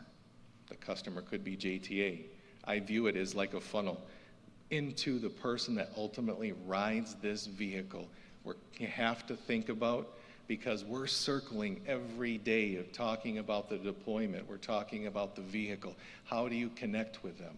It's so important that this circle continues to spin. And I wanted to talk about the preparation of deploying these vehicles. Deploying these vehicles isn't just putting them on the road. It's the infrastructure that has to go in. It's the people that have to prepare that infrastructure. You have to know what you want, and you have to be flexible, because things are gonna change. And when it does, you have to be ready. Second is the connection. You think the connection is to the people? It can be. The important part here that I wanted to stress, the connection is to the vehicle. Someone had asked earlier about purchasing one. A vehicle like this could not be purchased by an individual. You need someone to deploy it. You need to connect to the vehicle. It's just not plug and play. It's not so difficult.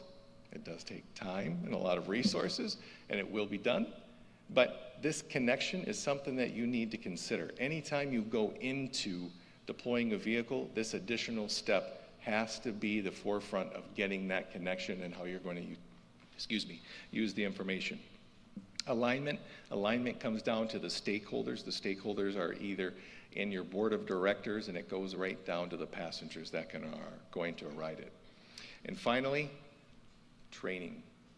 Training is also an extremely important thing that you cannot neglect, because upon the vehicle arriving, it's too late. Training has to be for the first responders. These people are extremely important if there's ever a situation that has come up. They need to know how to interact with it. We have already started getting in touch with first responders. What do they need to know? Things that we've been surprised about and didn't consider. You know, where's the cutoff? The cutoff of the electric vehicle should be here. What happens if there are different use cases? These training needs to be prepared. We're thinking about this in advance, and there's ways to shorten it, create books, and also get your team on board quicker. I have not been the most exciting part of it, but these things should be something that hopefully you can learn from us. We have learned from those before us, and we hope that we continue to all go forward. We talked about the blue ocean earlier, and this is where we want to continue to drive to. My colleague Lena and myself, who came in from Germany to graciously support me here, we'll be at the vehicle. We can give you a lot more specifications about it, but I hope your takeaway is you can see that partnerships, collaboration, communication, and training, those are the things that are going to be a successful deployment. Thank you.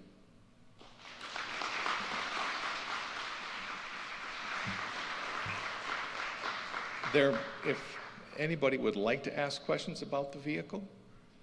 Yes. There is a microphone right there, or you can speak loudly.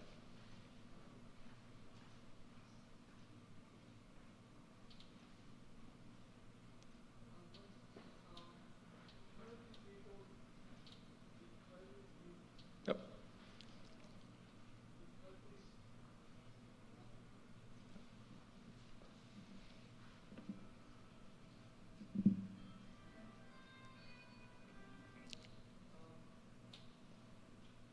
That too is not good.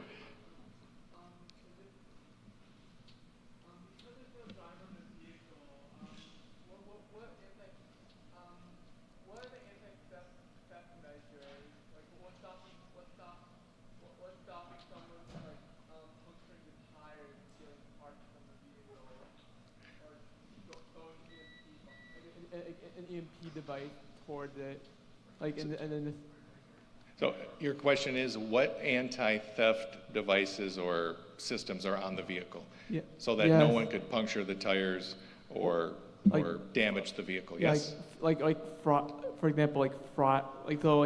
How do you stop them from how do you stop someone from frying the vehicle with an EMP, for example?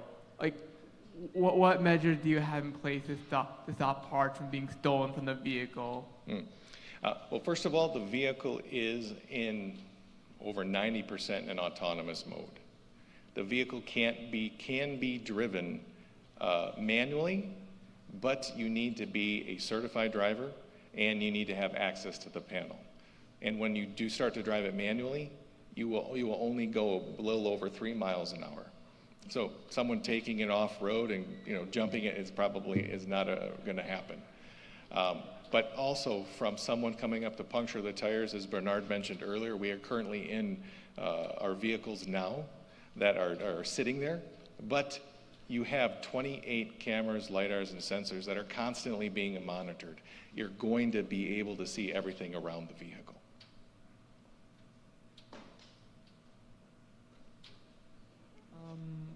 What if the guy wears a mask obstructing his identity? So I didn't quite understand. So if there was someone standing in front of the vehicle and obstructing it from moving forward, is that correct? No. What if a thief were to wear clothing that would obstruct their identity? They had a mask on that kept the camera from seeing what their face was, or any identifiers. Okay. Inside the vehicle itself, we are not doing facial recognition. So that is not something that we're actively monitoring and capturing. When you enter the vehicle, you can enter the vehicle through a couple different ways, and this comes through the deployment. You're probably going to be connected through an app, which we will sign up and give some information so that we can confirm who you are. And the other way that you would enter the vehicle is through a card that you would purchase, but these are types of things that are currently being developed in each one of the deployments.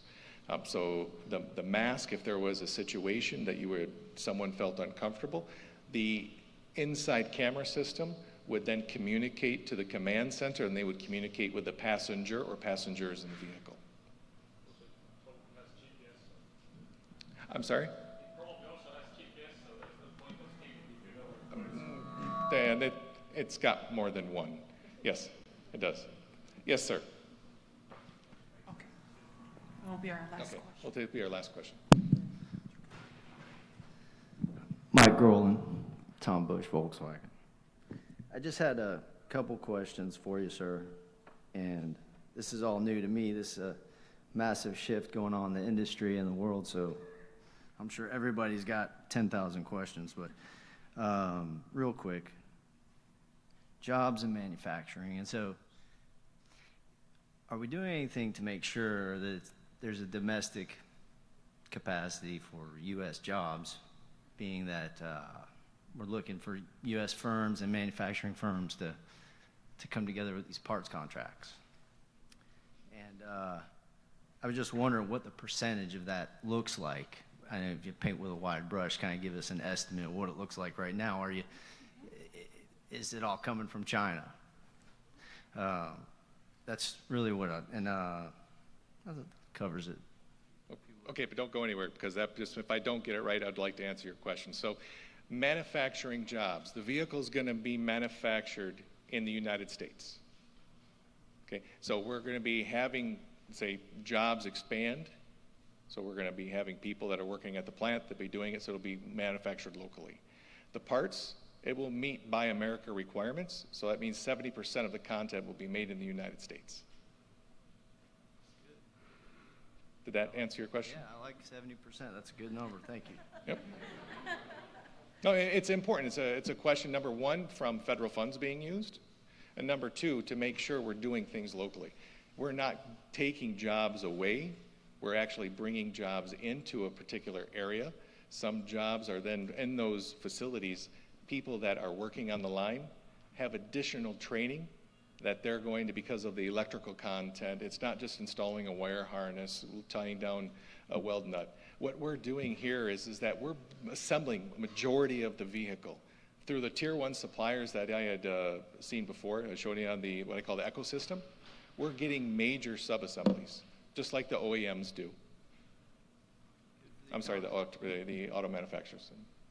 Thank you. Anything else that I can answer for us? I appreciate it. Great, thank you everyone, have a great day.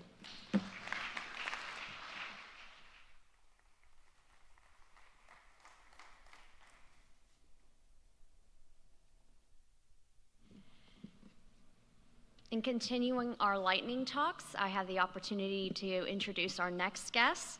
Ms. Daisy Wall serves as Director of Government Business at May Mobility. There she works with transit agencies, cities, departments of transportation, and other public entities to help build and execute on the vision for sustainable, accessible, safe, and reliable mobility with autonomy.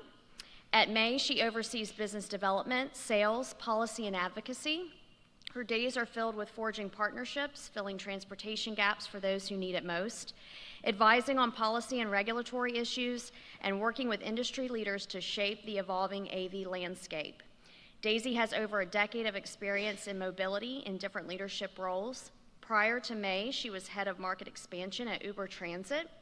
She was also CRO overseeing government affairs, marketing, and sales teams throughout her tenure at RouteMatch, a software company focused on transit. Throughout this time, she's focused on purpose-driven, transformative mobility approaches and its social and equitable impact on communities. Daisy has also helped launch consumer tablets, automated faring, mobile apps, and regional microtransit approaches for transit innovation. She is on the board of the Autonomous Vehicle Industry Association and is active with the American Public Transportation Association and Community Transportation Association of America. She holds a BA from the University of Michigan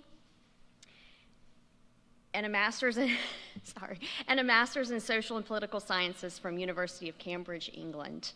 With that, help me welcome Miss Daisy Wall.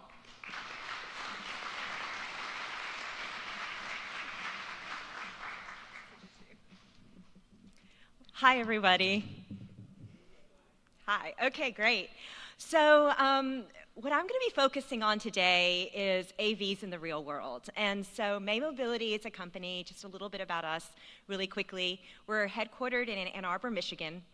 Our founder and CEO actually was a winner of the DARPA Challenge from way back when.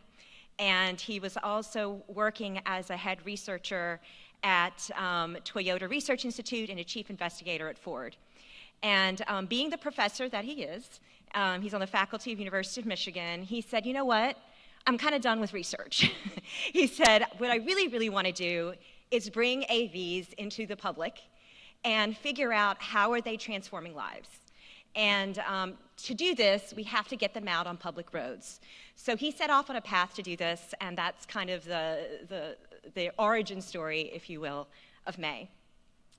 So we really exist here to create a safer, greener, and more accessible world through AV mobility. I think Ron did a fantastic job this morning of discussing why it's so important and inclusivity is so important as we look into AVs. As you heard earlier, I am not an engineer at all. I am actually a sociologist. And so for me, I'm very interested in how innovation can actually impact society, and then how we can ensure that people are benefiting from all the great engineering work that we're doing in the company. So I'm always, just as Greg said, I'm always trying to challenge our engineers of what we need to do, right, to make sure that people are adopting the technology as it gets rolled out. So why are we here? And really, it's because there's a ton of work to be done. Transportation and transit is fantastic. We actually complement and supplement public transit. But there's still a lot of work to be done. If you look at these numbers here, 25.5 million Americans have travel-limited disabilities. So this is a number that's out there. 3 out of 4 public transit agencies had to cut service last year. That is a big number, and it's only going to get worse. $30,000 is the cost of one parking spot. And that's just in a rural area. That $30,000 is actually a quote that I got from Tennessee. In San Francisco Bay Area, one parking spot is $120,000. 42,000 Americans died last year. That is the whole, think about it, that is basically the whole population of University of Michigan, right? And 100% of Americans really deserve to have the freedom and dignity to go where they need to go. And this is why AVs are so important to us and why we need to push forward and really think about, as we're deploying it, and I think we've had a couple of streams of thoughts here going on, that yes, it's cool, but really at the end of the day, these are the great benefits that AVs can bring. So very quickly about May, going back to kind of what we've done and real world deployments. We've been around for about 5 years now. This is our 6th year. We've been deployed in multiple areas, 11 different locations. When we first started, a lot of these were pilot programs, so federally funded grants that came through us. They were shorter terms. They were 6-month, 1-year programs. And the beauty of actually launching these pilots is that we actually were able to learn. How are people adopting? Are women adopting it a certain way? Are men? Are people with disabilities or seniors? What are we trying to learn so that we can build it back in to our design? The other thing that's interesting is that we partner very closely with Toyota. And Toyota is one of our investors as well as our auto manufacturing partner. And so we've been able to launch in Japan as well as in the US to have some nice comparisons there. And we also provide a turnkey service. What does that mean? It means that we provide the technology stack, which is our autonomous driving kit. That's all the sensors and everything that goes with that and the software. Then we provide the vehicle, which I'll talk about in a minute here, what that vehicle is. We also provide an office location. Wherever we go, we open up an office location and hire locally, and also engage the community. We want to actually recruit locally and engage with the local universities, community colleges, high schools, all that, and bring them into the fold, if you will, because we want long-term engagement wherever we go. And we provide community engagement, support and maintenance, and this is a little different than what we've been talking about earlier, we also provide what we call a safety operator or autonomous vehicle operator. And that person is there because we know that seniors and people with disabilities still need some socializing, and we also offer accessible vehicles. So we actually have wheelchair accessible vehicles with ADA compliant wheelchair accessible ramps. And that's very important to us to make sure that we have that. So this is a vehicle that we're using right now. It's a Toyota Sienna. And I know Bernard had mentioned earlier about the circulator type of model. What we're doing is we're actually complementing that. Think of like little zones around the circulators in different neighborhoods where we can provide on-demand service, very similar to an Uber, but it's point to point. So we would define and work with the transit agency in the city to figure out what areas do people want to go to first, and then plot those areas. You can pull up an app and book to any of those areas you want to go to dynamically, so you don't have to kind of go around the whole route again. The Sienna vehicle, there's an accessible version, and this is kind of our non-accessible version, if you will. It's got Wi-Fi built in, and an interesting thing, it has what you call a drive-by-wire platform in the middle. What that means is that you can't buy this off the lot and retrofit. We don't retrofit, actually. It basically means it has safety redundancy features built in, and it's built for autonomy to go straight into full, level 4. We're operating at level 4 right now, but with a safety operator. And so I'm going to skip over this a little bit, but just a quick highlights here. We have the Toyota platform. I know a couple of folks had talked about teleoperations in a control center. We too have that as well. So I'll be talking a little bit about a couple of case studies of where we deployed, but we also have a teleoperations that we run at headquarters. And then we work with the agency to figure out, okay, where do you want your operations moving forward? Our technology stack is something called multi-policy decision making. So that's kind of the brains of what we do.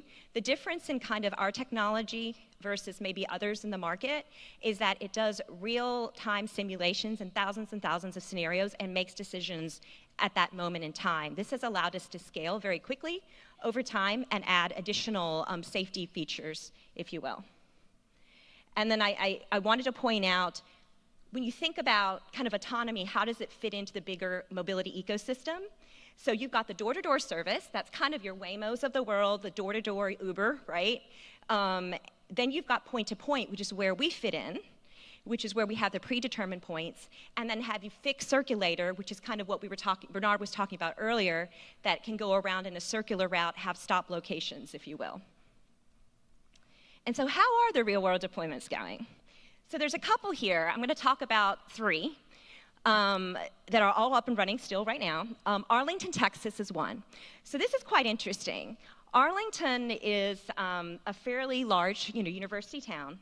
If you see that blue area right there, that blue area is all operated by something called microtransit, which basically means you have an app, you can pull up a vehicle, book a vehicle wherever you want to go, right? That little purple area is a carved out area where we're running AV service, which is downtown. We've run it for about 2 years now, and we're going to run it for another 3 years. So it's the longest running AV microtransit program, I think, in the world, actually, because a lot of folks aren't running AV microtransit. A lot of them are running fixed route, kind of circulators, if you will. What's interesting about this is that it was initially funded by federal grants, and then it was after that funded by the Council of Governments. And from a reception perspective, university students, low-income families all use this service. And if you go into Arlington right now, you pull up the app, you can book a mobility vehicle to get where you need to go in any of those service areas. Ann Arbor, Michigan is another one, which is quite interesting.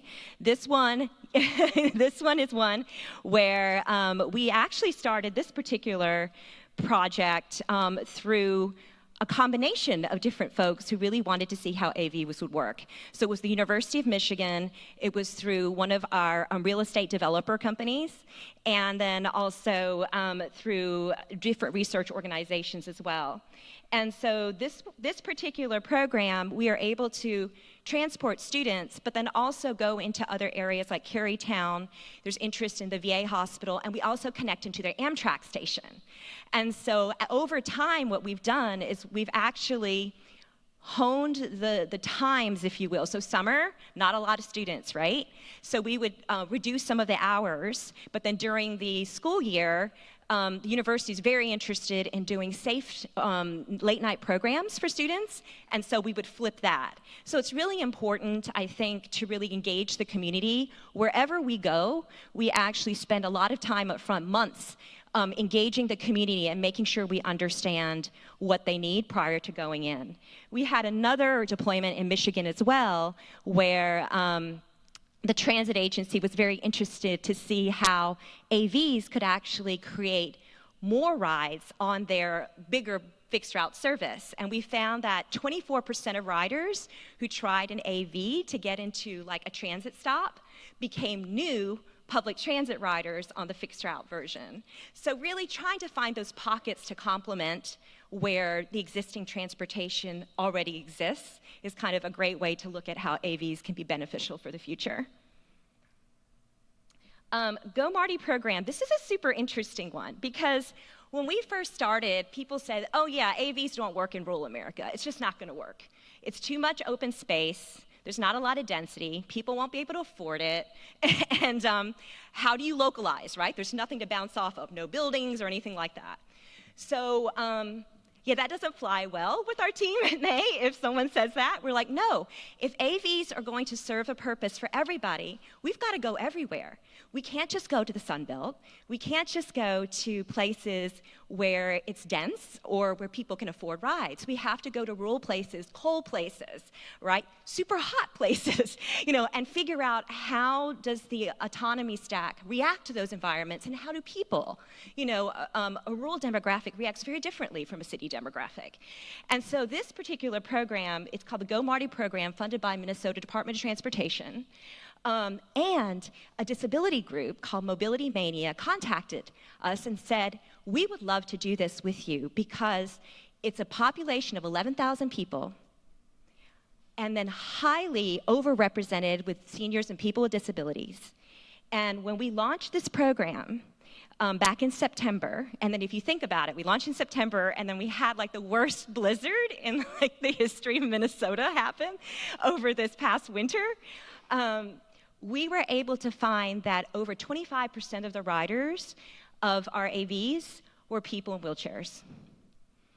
Over 60% were people who were 60 and older. And we had partnered with 211 United Way if they couldn't use the app to call in and have a customer service representative book a ride or coach the rider through the process of how to book a ride too. And we were super excited about this because we were just notified last week that we received more federal grants to continue and expand this program for another 3 years because of its success.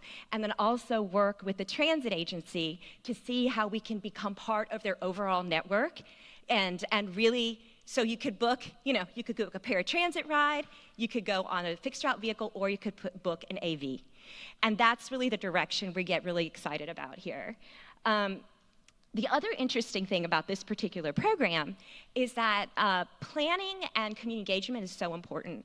When we went in, we thought, okay, I think you guys are gonna need to, this is where we wanna put the stops, right? We thought the Walmart, the pharmacy, the medical center, you know, all of those things. And then we engaged the community. We did probably like 6 different community engagement events, I think prior.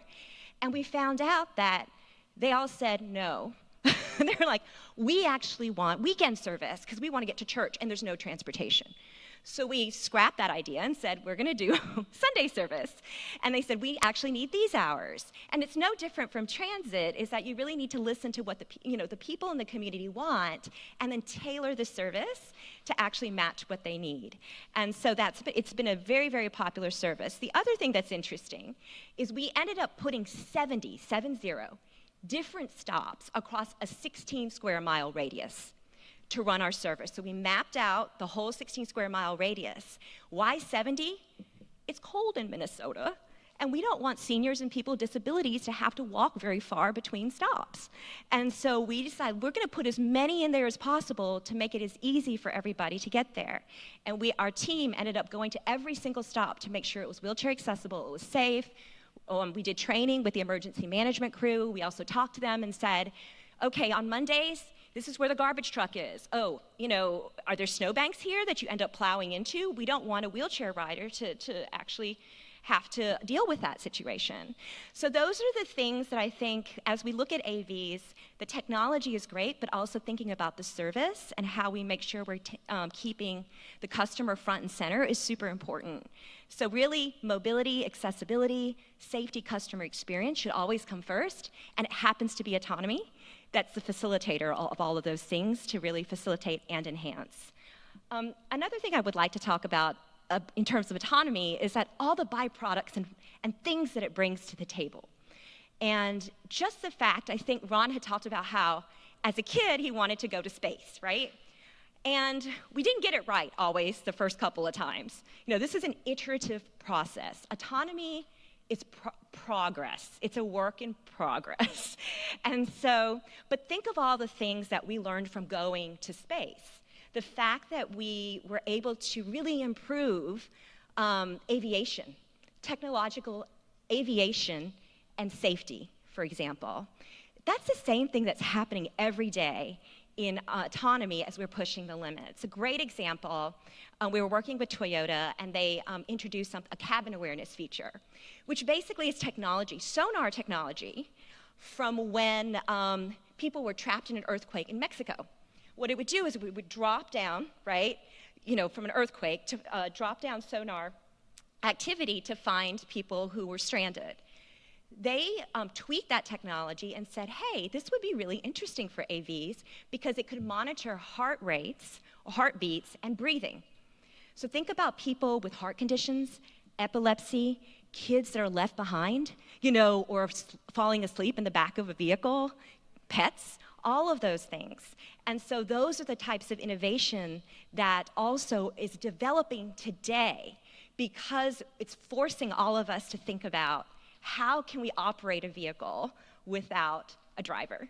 And so those are other things that we're really excited about. The last case study here I can talk about is Sun City, Arizona. And this was a program that just launched a month and a half ago in Sun City.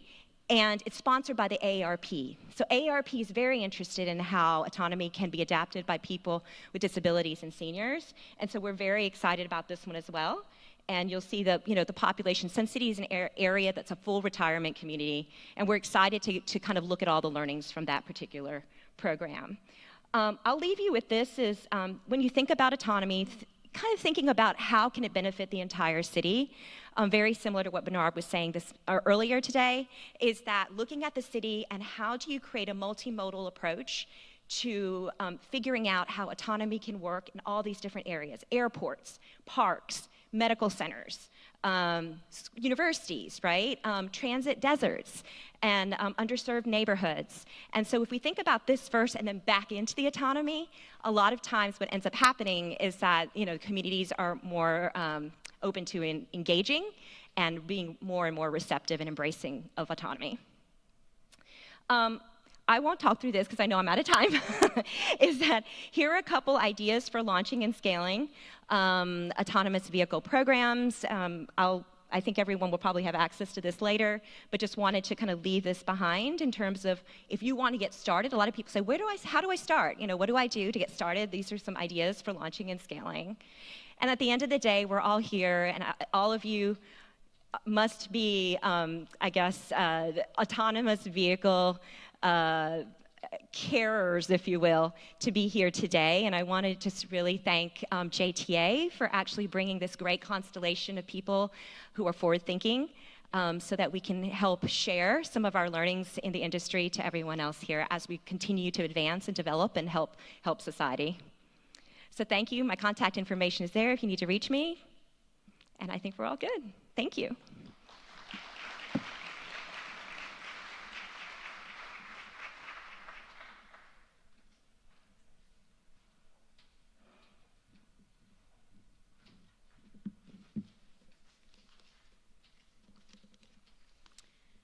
Our next speaker, Dr. Ali Pecker, CEO of Adastic, has 25 years of experience in Internet of Things, mobile and location-based services. He started as a software designer and became a software architect at Nortel. In 2000, he became vice president and one of the co-founders of Infotech. Infotech was acquired in 2007 by investment funds, and he became the CEO.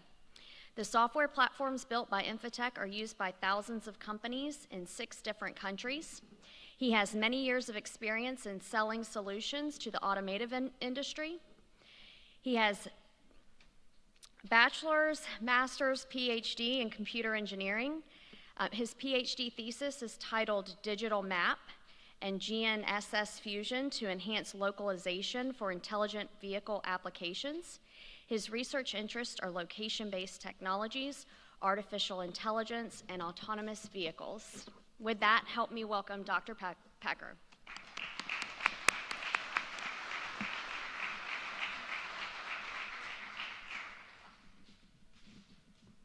Thank you very much. I'm generally mover and speaker at the same time, so this will be a little bit difficult for me. So, okay. Yeah, so autonomous technology is something very good, but like any other technology, if you're not solving a real world problem, and if you're solving that problem in a feasible way, it's just a toy. So the problem that we are attacking is traffic. The traffic problem cannot be solved by Ubers, Lyfts, electric cars. You know, it doesn't matter the technology of the cars unless you are removing some people from the traffic. So the public transit is the basic way to solve that problem. But with the current state, the investment costs are very high for trains and metros, and also there's not enough drivers to operate, and the current state of the public transit is not available, accessible, clean, 24/7. So we believe that we can solve that problem by automating buses. So we are the company doing this automation together with OEMs, so we integrate our technology during the production of the vehicle, so the vehicle comes out with our technology installed, which can be serially developed. The first one that we deploy our technology was an 8-meter bus, 30-feet bus, full electric, powered by BMW for European market. It's destined for in-city traffic, and it is the main focus of our area is to public transit, to automate public transit routes. In a way, it's a little bit simpler since normal cars can go anywhere, anytime, but controlling of this vehicle, you are carrying a lot of people, the ability to brake that vehicle, control that vehicle, localize that vehicle is a little bit difficult than the cars. But at the end, we come up with this product like 3 years ago with a Turkish producer called Karsan. By the way, Turkey is a center for bus production. They're #1 in Europe. For example, this company produces 18,000 buses per year. It's much more bigger than US companies, and they are not in the first 5, but they are market leader in the mid-size. So, but we didn't just produce it. So we made a deployment. 2 years ago, we deployed to state of Michigan in East Lansing. It was a project with Michigan State. By the way, our HQ is also Ann Arbor. Good things coming out from Ann Arbor. This is operated for 2 years. We are carrying students from outer parking lots to inside the campus in open traffic, 7 intersections, a lot of pedestrian movement, a lot of unprotected left turns, and the traffic conditions in Europe and US is different, so you can get vehicles turning in left in the red, in the green, so which is not the thing in the Europe. So our solution can fit both European, Australian, and US traffic conditions. I will show you some examples. Now we are replacing this vehicle. This was a European vehicle. In our current agreement with Vicinity Motor Corporation, we will provide an FMVSS Buy America ADA compliant version of this bus to Michigan again, and we will continue the service.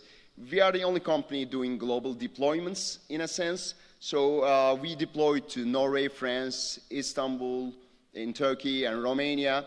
The video that you are seeing is from Norway. It's another in-city deployment. It is just integrated to public transit, so it's a normal paid service.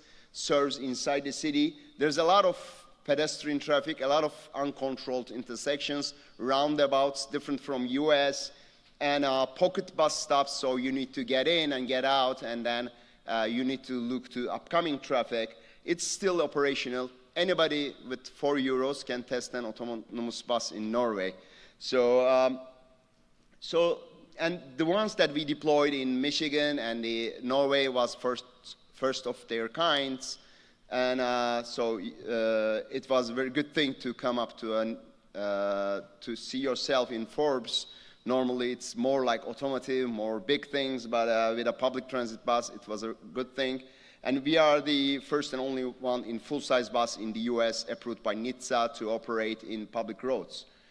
And so we will be deploying to different locations this year. We are working with 3 different OEMs. One for US with Vicinity Motor Corporation, Carsound for Europe, and we are working with Custom Denning for Australia. And we will be deploying to Israel, Germany. Germany is normally very difficult, heart of automotive and a lot of bus companies, but we are funded by government to deploy 3 buses to Hanover. And we will be deploying another one to Istanbul to an university setting, and 5 more to different Nordic cities, and 1 to Sydney, Australia. We focus on public transit automation for mid-size buses, basically, and then we try to solve that problem to serial production level. We are not doing trucks, we are not doing small shuttles, we are not doing cars. We are just trying to solve this problem up to the level that has really been operational and usable in many locations. And of course, when you try to solve that problem in depth, it's not always sunny. Sometimes it rains. The good thing is we deployed to both Michigan and Norway. We had a lot of experience with adverse weather conditions. You can see some of the use cases that we have, like speed bumps, like some rains, on-the-way stops. So we are able to operate with flexible bus stops, and we are able to handle heavy snow, as you see, where you cannot see anything. And then we are also capable of handling traffic lights both with V2X and without V2X. And the good thing is we have a V2X system in East Lansing, which makes the rides much more comfortable, I can say. We are able to operate in tunnels. This is from Germany, in Hanover, and we are going through inside a tunnel. As you see in Norway, there's a lot of heavy rain and jaywalking people inside the heavy rain. The next thing that you're gonna see, we made it as an advertisement, and then it was the real case happened in the real world. Just a quick bicycle in front of us in rain, while a pedestrian crossing. So we have this experience more than 2 years now, and we will be deploying this bus in the US. We're gonna replace the Michigan bus with Vicinity Motor Corporation bus, which is a very nice bus, low floor, high ceiling, and automated ramp, automated lock. And we had a lot of experience with disabled students in Michigan State University. We had PhD students just focusing how to make this autonomous bus more accessible. So we had a lot of feedback in 2 years from different types of disabled students. They worked together with us. One of them made a PhD thesis about accessibility of autonomous buses, so we collect a lot of feedback from him, and we are applying all of them to this new bus. And another good thing is we are awarded the Buffalo, so ITS4S project. We will be deploying to Buffalo. Possibly they choose us because we are the only ones who are able to operate in heavy snow, thanks to Michigan again. And we will be deploying this bus to several other locations in the US soon. And you got also our OEM partner over here, Brent. So if you have any questions detailed about bus, you can ask him. And so I would like to thank you. And I think we don't have time for questions. 1 minute? Okay, so I can take a question.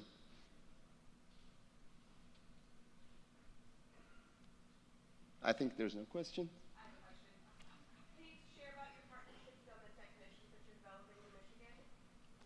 I didn't get it. Sorry. Are you developing technicians? Technicians? Yeah, we still have safety drivers, technicians, but they are generally retired people from service technician. We are working with the OEMs, so they are doing the service. So one of the beauties of having a not retrofitted but a factory fitted vehicle is that it's like they're like their standard vehicles. So the way you get service from the OEM is still the same. It's still under the guarantee of the OEM. So if it's a retrofitted vehicle, then you need to open a hole to put the LiDAR, then you don't have the guarantee anymore. But this is normally factory-fitted bus, just electric and automated version of the same homologous FMVSS compliant bus. Thank you very much.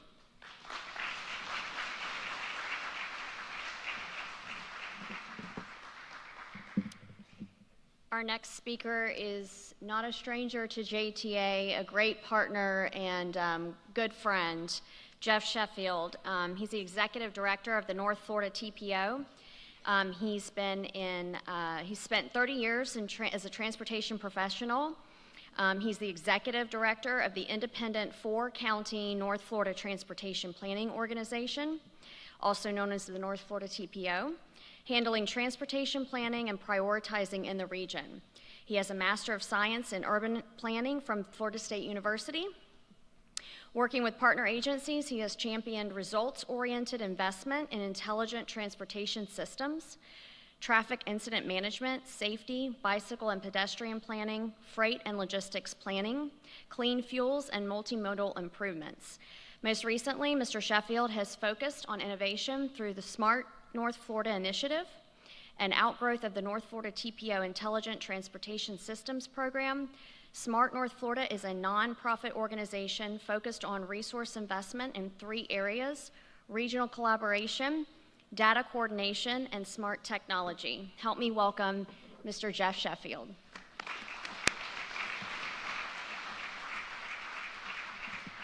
All right. A 10-minute diversion from AV. We're not talking about it. We're talking about innovation on a broader scale. Bernard was kind enough to include me. We've been a partner of JTA for years. All 30 of those years that was referenced have been with the TPO. So we've seen an evolution of our organization over the years, and particularly over the last 5 or 6. Bernard had asked me to come in because really more to share kind of on an innovative process, less than a project. And I think it might pique some interest in terms of how we've been able to deliver innovation based on some of the challenges that we see. So we'll be pretty quick in the interest of time. Where it started with us is old school ITS, just old school technology deployment. But as an MPO, we have been funding these projects in partnership with the DOT. So we've been able to, while the DOT focused on the interstates, we focused on the arterials with signal controllers, sensors, connectors, that kind of stuff. The reality behind that, though, was really came to a culmination in 2015 when, again, an MPO, as a TPO, we funded the construction of a 25,000 square foot regional transportation center here in Jacksonville. From that facility, it became very clear to us that we were right smack in the middle of the smart city movement, the 2016-17 timeframe where that sort of became the hot subject to the US DOT. How could we take the data and information coming from this facility and be more innovative? The short answer to that from our perspective was a lot of data. How do we bring that together? How do we attack problem statements and really innovate on a scale that improves communities within their services? For me, it was pretty simple first. Then the first step, how do we turn static reports into automation? What occurred to me, though, and really why I'm here today, is the actual process. This could have been something where we just take a consultant, traditional consultant in an RFP process, develop the analytics and dashboard for federal performance measures, and here we are, we have an automated system. Or understanding the challenges of innovation, which are, in many cases, public sector procurement and bureaucracy that really create the inability to innovate at a rapid pace. And then by the second scale, how could we create an opportunity for innovators and startups in the tech space to be part of the process that traditionally they would not be able to do? So it occurred to me, could we empower a startup to develop those analytics for our performance measure, but allow them to own the IP of that and develop a business off of it? And that's what we did. And so from a public sector standpoint, I'm able to offer a scenario where we did not use public dollars to fully fund the initiative because of the value proposition to the startup. And so as they developed that product, they grew a company and now working across the country, although they live and operate here. The foundation of that story is what's created the evolution in the last few years of an initiative that started as a movement. That little microcosm story there started to present the notion that we could do this and replicate that.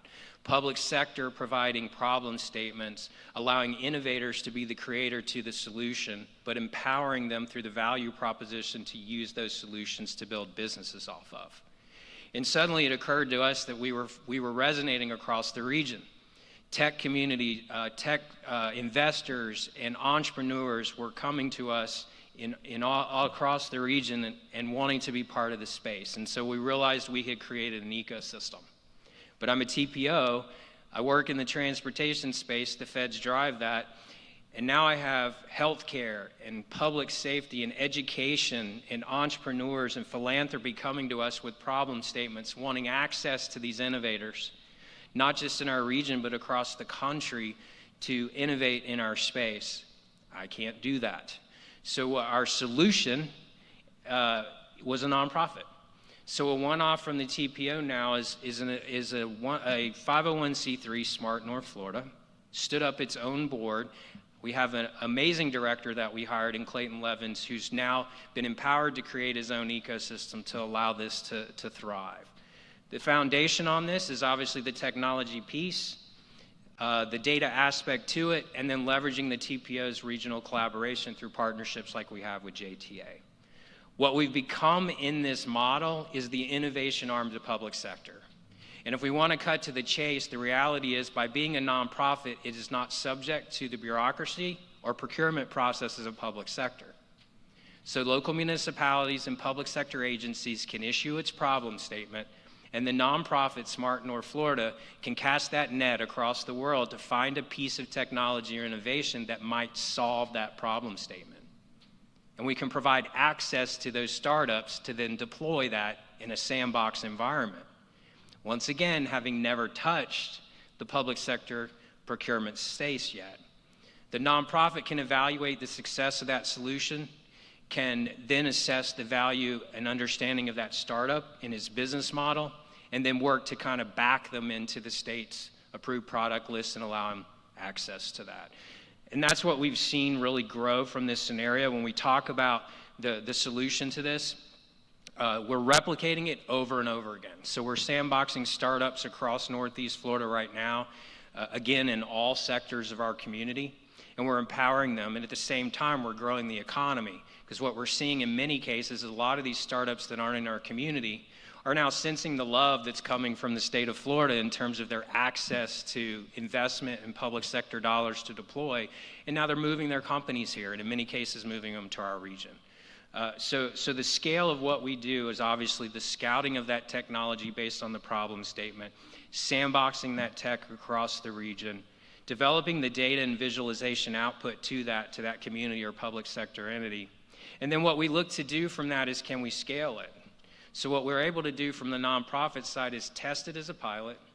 And then on the TPO side, if it's in the transportation space, we can now run that upstream to central office DOT or even the feds and secure larger funding pots to now scale this larger under the premise of a statewide opportunity. And so that's what's been ultimately happening across the board. And then it's telling that story, the data story behind it. What are the solutions that are happening? And it's very simplistic in many cases. It's a pothole issue and using AI analytics from a smartphone with a startup in Canada. It's rail crossing issues and working with a startup in Manitoba that has acoustic sensors detecting rail conditions. It's flooding in our coastal areas and working with a startup in the storm sensor space and deploying. It runs the gamut in terms of the opportunities that we're creating. And to that end, what we've seen from this now is visualization to the state. The legislature has recognized this model, and we see an opportunity right now with state funding coming through that legislature with a vision to scale Smart North Florida to become Smart Florida and be able to sandbox across the entire state with those problem statements in the interest of the state in terms of deploying these outcomes. Every good ecosystem, I guess, needs a graphic. I'm not going to spend time on that. But at the end of the day, it's something that's continuing to grow organically. It's something very unique to the public sector space, but it directly ties into what you're here today. Obviously, from an AV perspective, this is transformative in terms of a large-scale smart city deployment. But what you're seeing from this, too, is what, in many ways, is the true definition of a smart city, and that is how are we taking innovation to just be better at the basics of public services that are happening.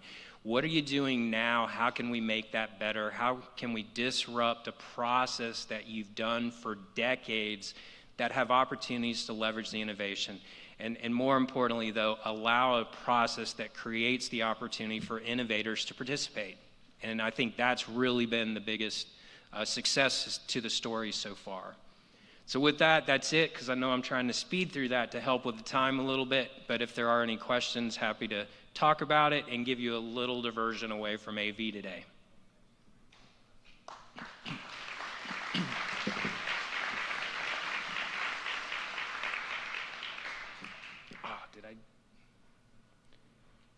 We're good. Oh, here he comes.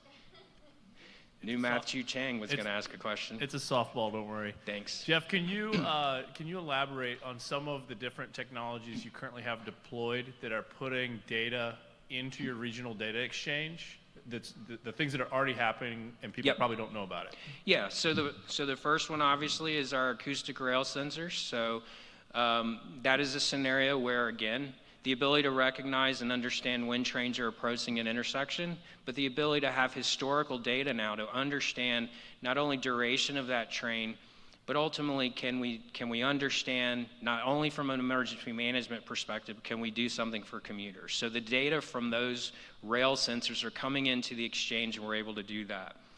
Real-time information coming in from the TMC is historical crash information, weather informations, and those sorts of things. We're starting to develop machine learning to predict crashes so that we're able to deploy first responders in advance of crashes happening in our region to create more efficiency.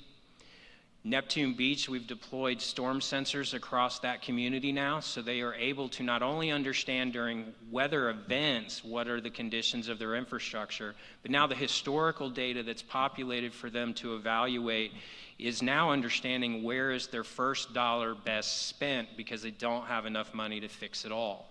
So that information starts to contribute to make them make better decisions, and we empower leaders to have the ability then to use data to drive that.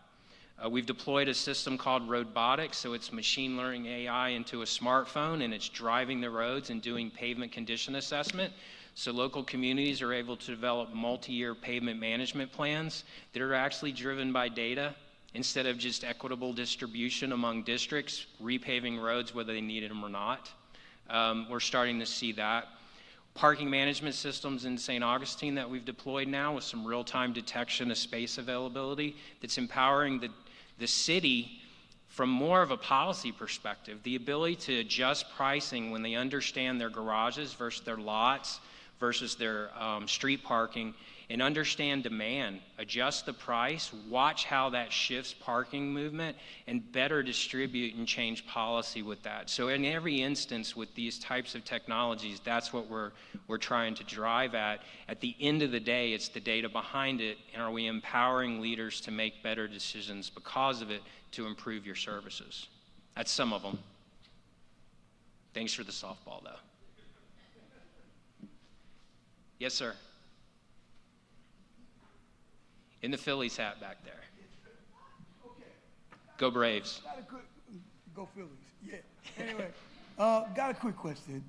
So, with all that you've talked about here today, how does this impact persons with disabilities? How does this impact a person who's visually impaired, or a person who is deafblind or multi-disability, or someone who's in a wheelchair? Sure. Thank you. I'll give you one example of a project we're doing, and then hopefully you can extrapolate that as we continue to innovate. the Florida School for the Deaf and Blind in St. Augustine.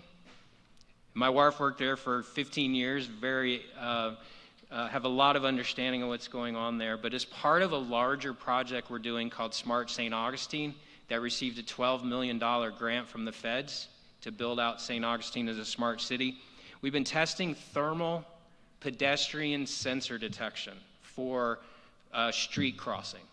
So the ability for those sensors to detect these students, blind, many of them, in order for an automated push button, an audible signal for them to cross, therefore not having to identify where push button might be, implement that push button and understand.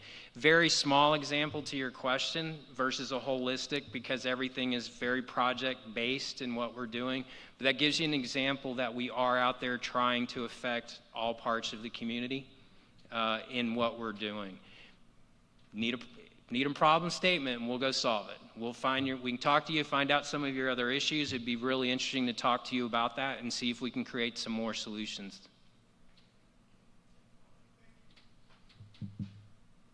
Good? Thank you.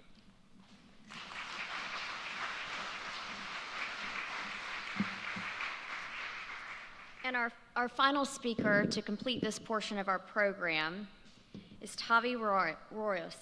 He is chairman at Ave Tech and former Prime Minister of Estonia. During his time as Prime Minister, Estonia became known as e-Estonia, one of the most digital societies in the world. Ave Tech specializes on the development and manufacturing of autonomous transportation systems. They offer a full scope service that entails autonomous vehicles, their integration into various environments, and fleet management. Mr. Royas has a degree in Economics and Business Administration from the University of Tartu. Please help me welcome Mr. Royas. Well, thank you very much for this kind introduction, and please note that I'm well aware that I'm standing between you and your meal, so I will be really quick. I want to start by thanking JTA and Guident for hosting and inviting. It's a huge pleasure, especially coming from Europe and trying to give a slightly different angle to what I have heard already today. I feel a tremendous amount of synergy in the room. Different people, different companies from different angles actually working for the same future. And I see a lot of potential for further cooperation, but I also see that among us there is probably no competition. The real competition, or the only competition, is with status quo. And let me just start by saying why status quo cannot continue sustainably. It's not a matter whether we like technology to develop, whether we like technology to transform our lives. There is not such kind of choice. It will happen, and status quo just cannot be maintained. Yeah, well, first of all, climate. Climate change is one of the megatrends of our time, and we simply cannot address climate change without addressing transport. Easy as that. Roughly 20% of CO2 comes from road transportation, a fact that is no new to any of you. And even if we replace all of the vehicles by electric vehicles, we still have the challenges that were mentioned by previous speakers: parking lots costing a lot of money, electric vehicles causing a lot of bottlenecks in grid. So I personally have driven an electric car, and I will never be going back to petrol, but I see that electric is only part of the solution, not the full solution. And if I just add one more element to that, and I think this is really the, so to say, killer argument: if the rest of the world will use as many cars as Europe and US currently, we will need to quadruple the number of personal vehicles in the world. And is there anyone in the room who thinks that is possible, that is sustainable, and the world would sustain that? I'm sure you understand that this is not possible, and anyone who could argue with us, the innovators in this scene, could be easily, like, how to say, convinced by this argument. Now, some of you know that when one of the greatest innovators of transportation, Henry Ford, was asking the people what kind of transport they would like, they were asking for faster horses. And then he had his vision of creating affordable transportation, that motorized transportation that anyone could buy. Today, my belief is, and this has been said by several previous speakers as well, my belief is that we need to take transportation next level, not a car that you own anymore, and that is answering one of the questions that was asked from Ron, that in my opinion, it also doesn't make sense, just like Ron said very, very rightly in very inspiring speech, that if your car is standing in the garage or parking lot 95% of the time, it simply doesn't make sense. This is a waste of resources. Your resources, planet Earth resources, and resources in general. So thus, it makes much more sense to organize the commuting as a service, as something that will just work for you. And of course, we have to keep in mind that the approach to owning a car has already changed during our lifetime. My grandfather, who is 88, he bought his first vehicle during the time when Estonia was occupied by the Soviet Union, and then the car was really for life, partly because the Soviet cars are so crappy that nobody would ever buy it from you, but partly because this was like a real estate purchase decision. Today, of course, Estonia has been independent again for more than 3 decades, and my grandfather has a Japanese car, but even at the age 88, I cannot convince him to take taxi. Taxi would be, for his cases, like probably 7 times cheaper, but he needs to own that car. The same is with my father. He bought the car, he owns it. It's his car. For me, car is a rental payment. I just pay the leasing every month, and it's a cost, but I still have a personal car, and my wife does as well, because we have 3 kids and we need to take them around. But for my kids' generation, and I have 3 kids from 4 to 14, and I see that for them, owning a car is not the concept of, we need to have it. They just want to get from point A to point B as comfortably as possible. And that takes me to the main point of my presentation, saying that the future of urban commuting especially can be automized using public transport network and solving the biggest bottleneck that public transport network has. And I'm not an expert about America, but I'm pretty sure it's the same here as well. But in Europe, the biggest problem that public transport has is that it's not taking you to the doorstep. It's not taking you where you want to go, it's taking you to the bus stop. And the bus stops are where the city planners plan them and where most people are likely to go. But if you have luggage, if you have disabilities also, or if you have kids with you, whatever, or if you have Estonian weather, by the way, it's those of you, okay, Harald is laughing because he knows Estonian weather. It's much worse than any time here in Florida. But if you have bad weather, then again, it actually makes sense to use autonomous transport to take this extra mile. So our company, Auvetech, AUV, coming from autonomous vehicle, very, very simple and shortened name. And our company has a fleet of roughly 20 vehicles that are road legal in Europe and Japan, and we are currently operating only in Japan, Europe, and the Middle East. But together with Guident, we have also plans to come to US, and for that we have created, I will show you soon, a new generation vehicle, which we believe is currently the best in the world in the last mile segment. But before telling you about the vehicle, I tell you why last mile. Last mile, in my opinion, and I hope we have a discussion about it, is the first and most logical part of autonomous transportation that will be legalized. I'm sure everybody knows about Moore's law.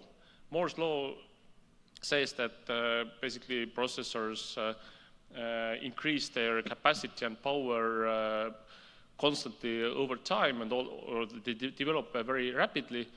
Unfortunately, the same doesn't apply for politicians or regulators. And being a former regulator myself for more than 2 decades, I know that the thing is not about technology. The thing is who is taking the responsibility to make it legal to drive 100 kilometers an hour with a big autonomous vehicle. Who is taking the responsibility in case something goes wrong? And I would go even as far as saying that some of the ethical questions are not actually solvable. There is very difficult to find consensus or mathematical justification that we could run over old people and we cannot run over young people. I don't think politicians will take this decision, frankly speaking, because this is like unhuman thing to do, and it doesn't actually.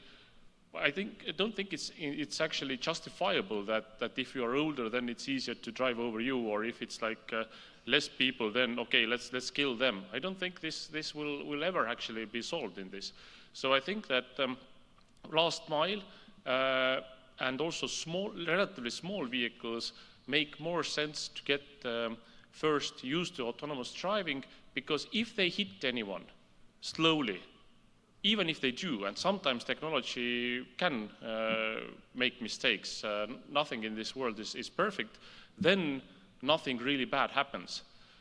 In Estonia, we legalized first, I hope you see from the screen, very first delivery robots that are like the size of, let's say, I don't know, this table basically. And they drive really slow on the sidewalks. This was in 2016-17. People got used to that. Even if this hits you, let's say that technology might be faulty, nothing will happen. Next, we got braver, and then we ended up developing last mile autonomous vehicles that take 8 people on board, but still are relatively small. For example, our next generation vehicle called Mika is the size of approximately Toyota Corolla, Volkswagen Golf, but it fits 8 people, because if you have this kind of shape that is special purpose vehicle, you don't need steering wheel, you don't need having the seats in this order like they are in your normal car. You can actually fit it in this way that it is useful for last mile. And also, of course, very important with this, and this is the new generation Mika for last mile, and the first ones already delivered to Japan, which we are very proud of, that we are selling vehicles to a country that is the biggest car exporter, in the world. But the trick with this is that we believe that making special purpose vehicles helps actually to keep autonomous driving safe. There was already mentioning that there can be a lot of redundancy features if you make it a special purpose vehicle. Also, our vehicles all have double steering controllers, double braking controllers, communication doubled, all of those things that could possibly go wrong, they are doubled, and this makes it a lot safer. So those of you who know about aviation, you know that the rules for double-engine airplanes or double-engine helicopters enable them to fly a lot more than single-engine helicopters and single-engine planes. And there's a reason for that. They are a lot safer. So long story short, we are currently in the phase of scaling this model, and hopefully in near time also bringing the first ones to United States and to demonstrate how it actually works in practice. All of our vehicles are fully connected. You can supervise them from distance. This is also answering some of the questions that were asked before. We don't like to have the safety driver on board, even though some countries in Europe still request that, but we think this is definitely suboptimal. We like to do it basically, we still believe in some human element, and we like to do it with teleoperation. Those of you who haven't seen teleoperation, Guident stand is from my site to the right, you can go and have a look how it works in real life.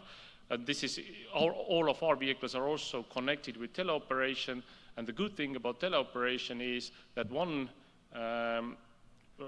say engineer or one specialist can remotely supervise several vehicles at the same time.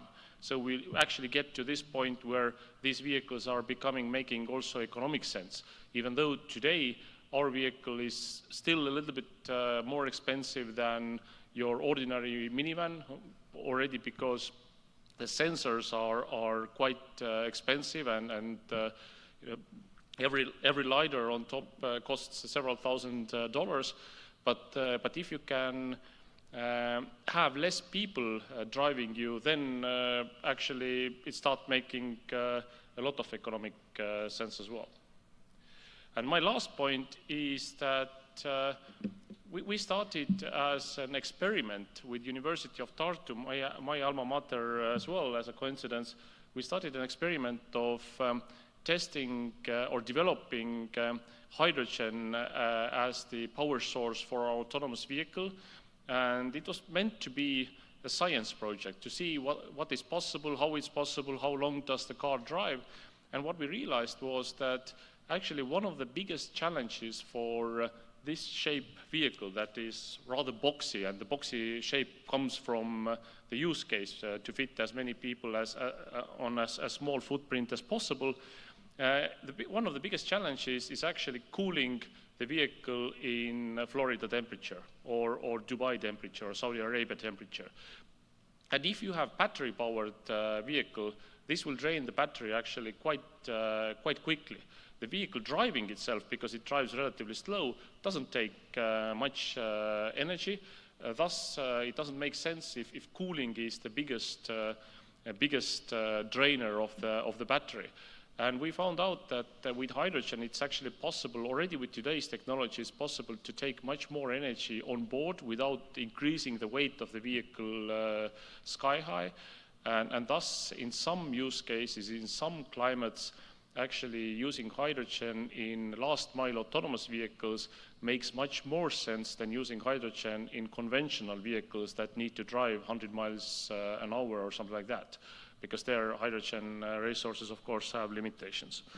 And that's my last point. I hope we have time for 1 or 2 questions as well. Thank you very much.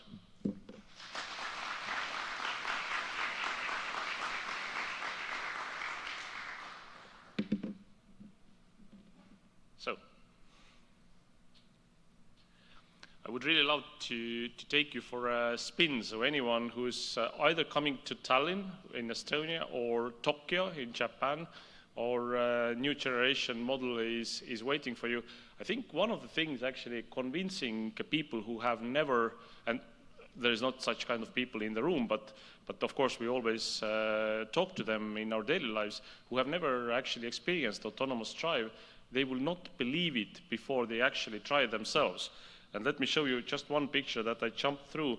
Here we have on the left the President of European Commission, in the center the King of Netherlands, and on the right the Vice President of the biggest company in the world. And all of them actually had the first autonomous ride with our vehicles in Estonia, in Netherlands, and in Riyadh. And they all said that this experience actually changed the way they thought about this technology. So I think our mutual challenge is also to offer this experience to as many, not only kings and presidents, but as many legislators as possible.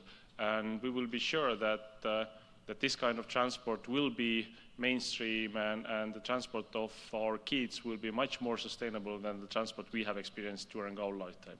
But if there is no questions, I thank you, and we will see you soon.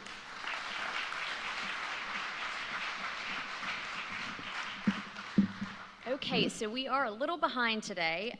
We're gonna get you into, for those of you that are cold, we're gonna let you get outside into the warmth for a little bit, grab your lunch. The lunches are available under the tent out there.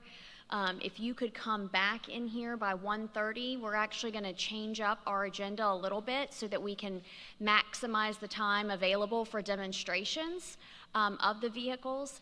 And so with that, we will have our panel discussion beginning at 1:30 p.m. And that's also for those that are attending by way of live stream.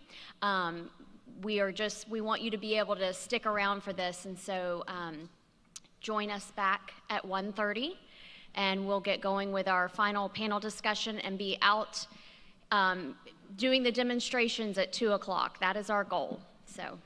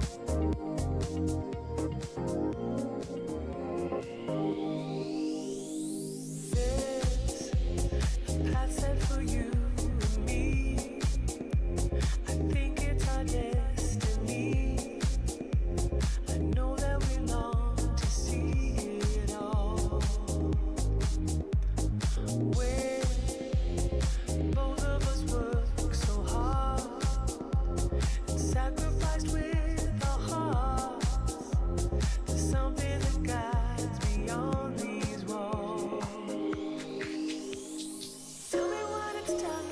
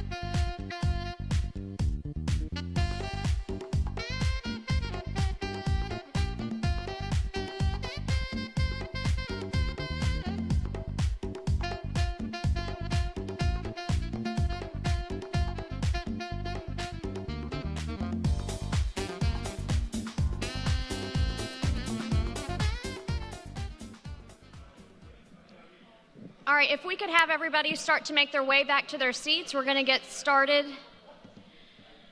once again with our panel discussion.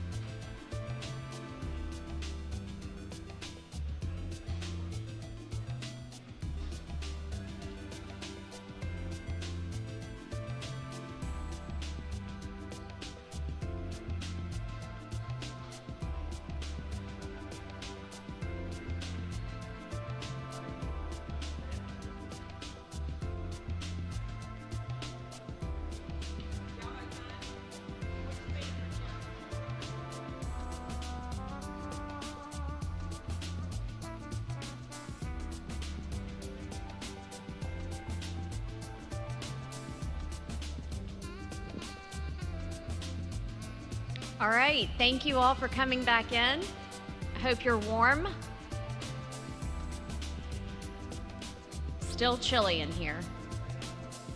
All right, I'm going to ask Angie Williams, our director of the U2C program for the Jacksonville Transportation Authority, to come on up. She's going to lead our panel, and she will introduce our panelists for discussion.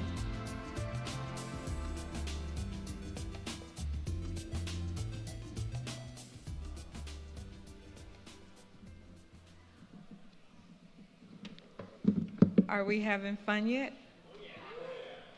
Was this a good day or what? Yeah, I think so. Plenty of networking opportunities, a chance for us to put a human face and a human feel to autonomous technology. So we're about to go into a panel discussion.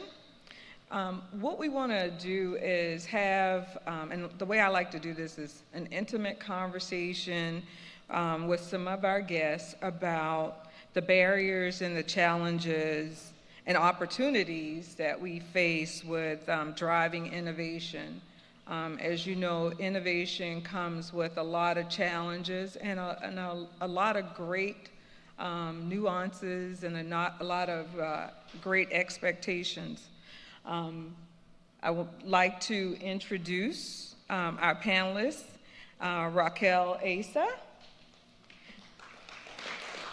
Raquel is the Chief Marketing Officer at Beep, where she leads community engagement, marketing, and public relations. Prior to joining Beep, Raquel was an award-winning transportation journalist and a forefront of every major transportation development initiative in Florida. So welcome, Raquel. Our next speaker has been introduced, but it is Mr. Tavi Roas, Chairman of OVTech and former Prime Minister of Estonia.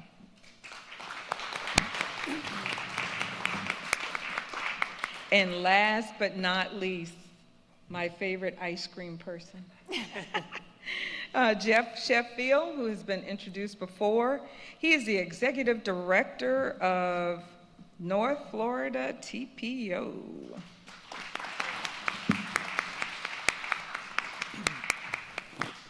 you guys hear me? Mic'd up? Okay.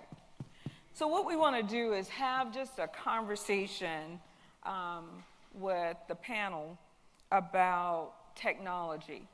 It's matured, especially in the form of artificial intelligence, machine learning. We have robotics that now we use to do mundane human tasks.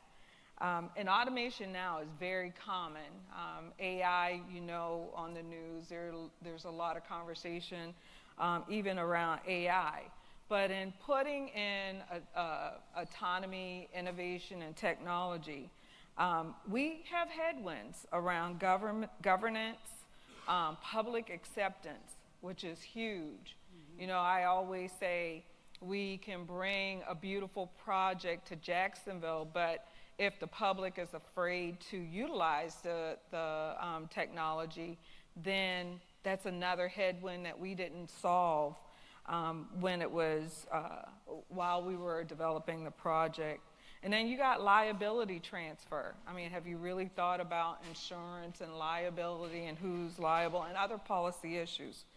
But as we celebrate National Autonomous Vehicle Day, we want to explore the benefits of various technologies for our society and discuss those challenges and opportunities. So that's what we're about to do. So first question to my panel. All of you in some way have been engaged in some innovation or innovative process. What are the benefits of autonomous vehicle technology from your perspective, primarily when you look at the organizations that you lead? And I think it is, you know, telling the audience based on your industry, what that means to you, what benefits you see. So I guess I'll start there. The biggest benefit, I would say, boils down to one word, and it's access. And when I think about the word access, it's not just getting me from point A to point B to eventually to point Z. It's access to opportunity that didn't exist before. So the ability to create jobs that didn't exist before, the ability to access parts of the community that didn't exist before, and the ability to access things that don't exist today, but we're building a pathway to get there. The key word there is access and the opportunity it creates. One of the questions that we heard earlier today was about workforce development. And for us at Beep, a little bit about us, a quick elevator pitch for 30 seconds. So we're an autonomous mobility solutions provider, technology provider based in Orlando, so we're also turnkey for autonomous mobility. When we try to source for jobs within our organization, you don't exactly have a standard job description for BCC, Beep Command Center, software support engineer. It's like, well, what exactly is that? So when we source for jobs today, again, it's creating that level of opportunity. It's finding out what skill sets are needed to create that workforce and then creating a standardization of what is needed for the future. And that's access, again, to opportunity that didn't exist maybe 5 years ago. And I have to elaborate on that a little bit around what we do here at the Test and Learn. We have autonomous vehicles, and am I going to take it to the local Ford dealership, to have it worked on? Am I going to bring in an IT specialist? So what you're really looking at is developing a morph between the two, someone with IT acumen as well as someone that has mechanical skills. So this is truly an evolution of workforce and workforce development. Jeff or Tom? Well, in addition to that, what you said, I think one important mega trend to remember is that technology is changing the way or transforming the way we live faster than ever. There used to be whole ages named after a single tool. Stone Age, Bronze Age, they lasted forever in human life categories. Then we had this industrial revolution, which was also like, I would say, let's say a century or at least decades. And now over the last 15 years, which is nothing, 15 years is like glimpse in human history, we have started using smartphones. iPhone was invented, I think, roughly 15 years ago. So that was yesterday, basically. And the acceleration is happening faster and faster. And whatever sector we are in, we just need to understand that if technology can take over some manual tasks that humans perform not doing, it will.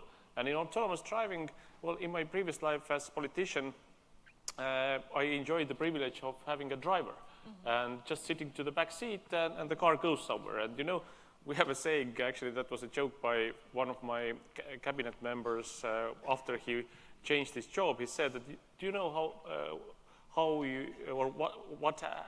do you know that you're no longer a member of the government? You sit to the back seat of your car and nothing happens.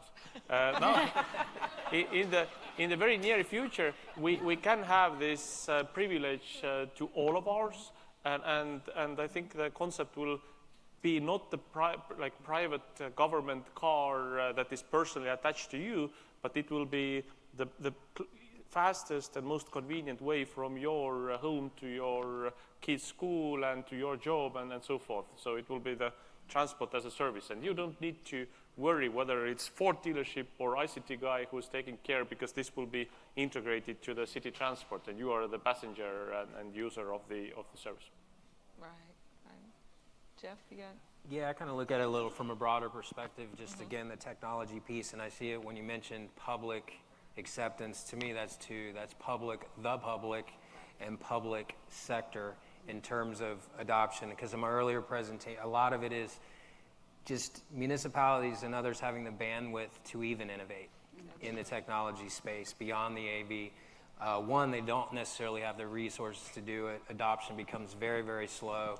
So if we're not able to institute it within our institutions before we have the opportunity for the public. And then I think the other is simplifying the story. I mentioned data stories. I think the reality behind that is, how do you tell the gentleman in the Philadelphia hat, what does it do for him in creating a solution for him. And the question was very relevant and personalizing that. So the presentation earlier speaks to that experience of those who are impaired and the opportunities that presents. I think those are the two pieces that the challenge is to adopt in this public sector space at a more rapid pace, and that has to do with processes and hindrances and bureaucracy. But on the public side, how to simplify the story to them to understand what the value is to it. Because you know the reluctance to that, the reality too that what are you getting from me with that? What do you know about me now because of it scares the public. And so how you can simplify it to the value it adds to them. Your garbage gets picked up more efficient. You know, potholes are no longer, you don't have to call because we know. Right, and they're going to come out there and fix it. It's things like that. Right. I think that is very valued and very evident in everything that we do. We have to be able to tell the story in a way that is relatable. When we see the story that was just told in reference to going on a date, you know, we take those things for granted. And when we look at technology sometimes, we just look at it as technology, just a thing to do. But for others, it's a game changer. And I think we always need to put that human element, that human side into what we are doing. Next question I got, looking out in the near term, 3 to 5 years. Thank you for defining that. I think that's important. Give us your prediction of where technology and innovation will be, and maybe why, if there's a why. Sure.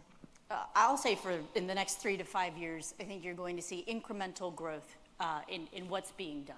I think for so long we have done a lot of demos and pilots and understanding of, okay, we understand the challenges, now let's understand how we can turn those into opportunities. I firmly believe 100%, I mean, JTA in the first phase of the Bay Street Innovation Corridor and the U2C project is full evidence of that, is that you are going to start to move these programs from pilots into programs, mainly because you're going to have greater ability to access them and experience them. I mean, Bernard said it earlier. If you have the ability for people to touch, see, smell, and feel it and experience it, they understand it. They have that level of readiness, and then readiness will then drive the policy and purpose, right? But first, you have to have an understanding of, okay, I see the why you want to do it. Don't try to sell me on what you're trying to do, but the why is critically important in order to really achieve that scalable deployment moving from pilot to program. Yeah, I agree with that. I also see that scaling will happen, and scaling will happen especially in the last mile. And one of the key enablers, in addition to regulation and technology developing, is also the kind of fact that we will have one person remotely monitoring more than one vehicle. That will actually be the game changer. Having a safety operator on board, it's nice, it's good to get like human acceptance, but it's not sustainable, and we all understand that. And once we get this changed, the scaling will happen soon.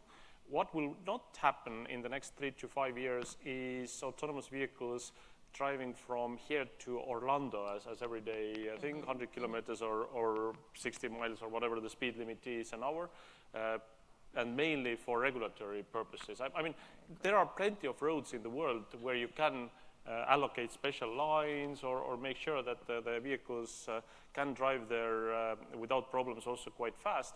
But still at scale, I don't see it happening. And one element is also the human acceptance. I used to have electric vehicle made in California that had very good feature of driving autonomously 90 kilometers an hour. That was the limit in my country. My son, who's 6, he loved it, but he doesn't have any sense of like urgency, and he probably wants to become an astronaut as well. So he doesn't have any limitations to his imagination.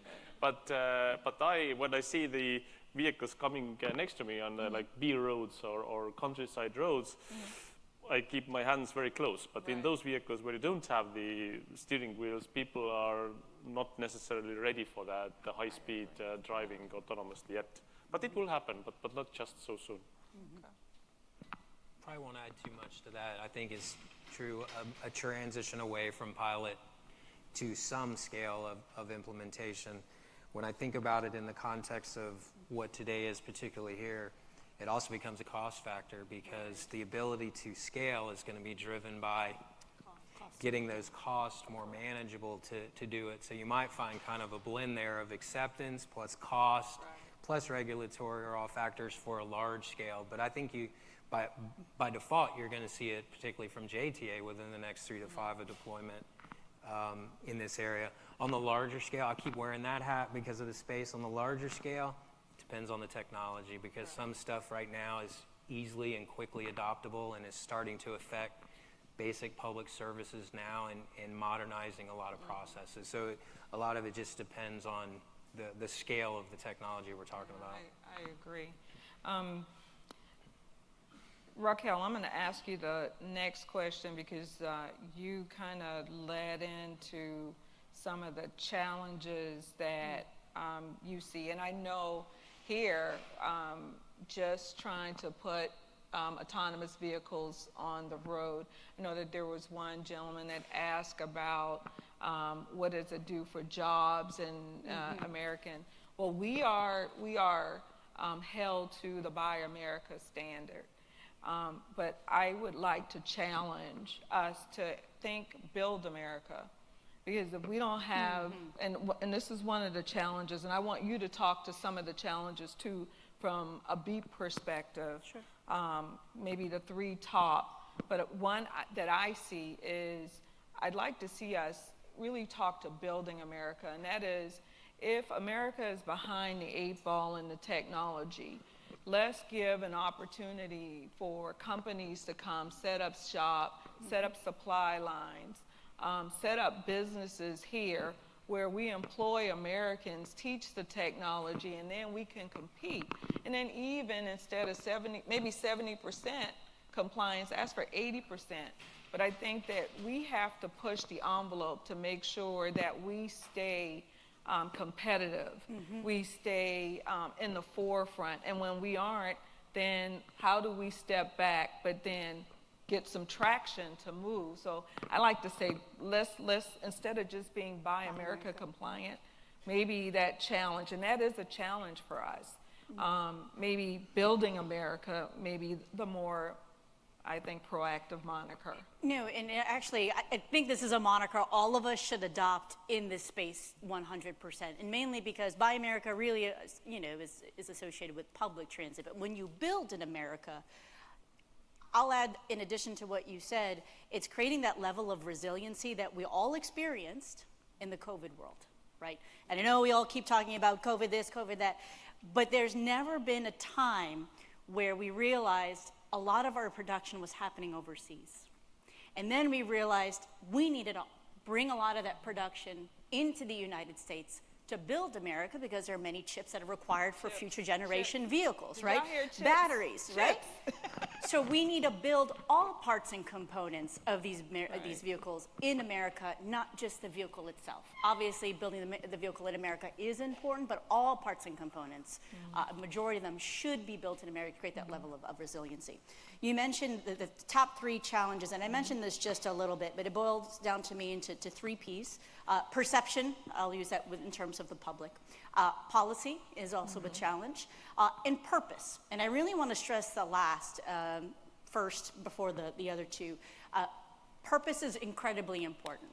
Technology is great, but if it serves no purpose and it doesn't achieve the problem statement that Jeff had mentioned earlier, then again, what's the point? If you don't have purpose that then delivers value, that then creates that level of access, I'll say it again, what's the point? You're just putting technology out for the sake of developing technology. But purpose can be defined in many different ways. It could be achieving ridership. It could be achieving public readiness. It could be achieving that level of approval required from the federal level all the way down to the state and local level. Define your purpose before you decide to put something out to begin with. Great. Thank you. Appreciate that. So Tavi, the next question I'm going to have for you. It is believed that driverless vehicles could lower the number of accidents, reduce the stress of commuting, and make travel more sustainable. On the other hand, critics have raised a number of concerns ranging from safety, risk, to even the cost. How has your organization and their deployment been able to navigate these challenges? Well, I think objectively it's not very difficult to make a machine better than human in some manual tasks. For example, doubling sensors, makes sense that the machine is never like fading attention away, or the machine is never drunk, or whatever are the biggest causes of traffic accidents. You can eliminate them in terms of technology. I think the challenge is that a lot of regulators don't compare driverless, or for that matter, technology as such. They don't compare to average human driver. They compare to perfect world. This is something that, and there is no such thing as perfect world. There is, Estonia, my country, has used the digital identity and digital signature for 2 decades. 2 decades. Wow. And still there are many countries in the world, including in Europe, where they say, no, but this digital ID, it could be broken theoretically somehow with quantum computing and so forth. And probably they're right. It hasn't happened, but in theory, yes, it can happen. But the alternative, what they are using, is not the perfect word. But let me show you what they're using. They're using this div. And they are just scribbling something that is called a signature. Right. What's that? Like, seriously? How can you safely, like, I was told that when I was 8 years old, I was told that some of my classmates, of course not me, falsified their parents' signature to get away from trouble at school. Yeah, and now we just sign this and say that this is the safest way of doing. And of course, like, this is a very simple example, but the same applies to autonomous driving. And I think the regulators want this to be perfect before they actually start allowing it in wider scale. And that's not fully right. It needs to be very good. Right. The rules have to be clear and strict, but you cannot compare things to perfect world. Thank you for that. Jeff, when it comes to technology, we face public policy challenges when deploying innovative technology. Buy America, Useful Life, I guess you guys heard of that, liability transfer, existing automotive safety standards that really becomes antiquated when you look at autonomous vehicles. So what are some of the issues, including liability, that you face around deploying innovative solutions? Kind of back to the original comment in terms of even public agency acceptance, because I think the ability to innovate in those spaces creates that opportunity. I think the way to get to public policy and public engagement on the public sector side goes back to the purpose comment. I really do. And you can call it problem statement, purpose, or anything. Right. Because I think the notion, and whether you call it smart city or innovation or any of the above, people are getting so caught up in this futuristic kind of scary concept, and then it gets overwhelming. Oh, there's so much data. Oh, there's so much technology. So if you're on the positive side, you're like, how do I use all of that and to do something? And negative side is, oh, there's all that to create negative. Right. And if you flip it, it's merely a semantic flip. If you flip it to purpose, tell me your problem statement. Let's see what sort of technology or data will solve that problem statement. Right. Then you're only attacking it from an issue standpoint that already resonates then with the leaders and decision makers. Right. Instead of having this open door, though, to every piece of technology that's been invented to sandbox in your area or to do it and look for a problem. I think if you do it that way and you simplify it down to those problem statements, it doesn't happen as fast, but it is the ability to affect very directly. And that's what we're seeing in this region with small areas like Keystone Heights, for instance, right? 3 staff for their entire city takes them over a week to go around and drive and assess their pavement manually. And I mentioned earlier, and so we bring in a product like robotics, one person does it in 45 minutes. That's a micro example, but we had a direct value benefit to staff that no longer have to do it at all in a very limited staff capacity, and now a much more effective process that feeds back. The more you do those, they stack, and then to be quite honest, then in this more elaborate concept becomes far more adoptive as well, because it's kind of the iterative acceptance of it. At least that's my gut, has really seen the ability for the localities to accept it more on that kind of scale. And that's why I go back to garbage or whatever. I mean, if you can tell someone now that we know they didn't pick up your can so you don't have to call, I mean, that's something that resonates. Absolutely. And so if you can affect it there using innovation, then the acceptance becomes a lot more comfortable for them. I don't want to, I want to capture, there was a conversation that we had in reference to even when we, that you were saying, even when we employ innovative solutions, we may find that that piece of equipment didn't solve that problem, but it solved something better, or it solved something, and I thought that was such a profound thought. You can find that in many instances. To either see, yeah, you've had the ability to attack a problem statement, and you start to see the residual benefit. For example, I'll just use a case example, back to the pavement. The idea that we're now taking pavement image through a smartphone and have the ability to assess that is the realization now that you just had a visual image of the entire road. So now can we empower that same startup to now have digital inventory aspect to their business model? And now a community who already drove it, like Keystone, literally now has the digital inventory of their stop signs, park benches, and everything else. Did not know that when first doing it, nor did the startup when developing it. And so now you empowered them to have an additional business aspect that they could grow it as well. So we're seeing instances like that. Yeah, I thought that was so profound and so cool. So how was this? Was this pretty good? So I think, you know, we had a lot of great and insightful conversation today, and this is the last question, panelists. As we conclude, what is the one thought that you want to leave with the audience, each of you? I know I said it before, but define your purpose. Some of the best conversations and some of the best projects we have ever had were ones at the very onset. We have defined the very purpose of why we're doing what we're doing. And I'll give you a perfect example. Yellowstone National Park, we did a 100-day project at Yellowstone National Park with the National Park Service and Department of Interior. You want to talk about difficult. Work with the federal government on a project at a national park.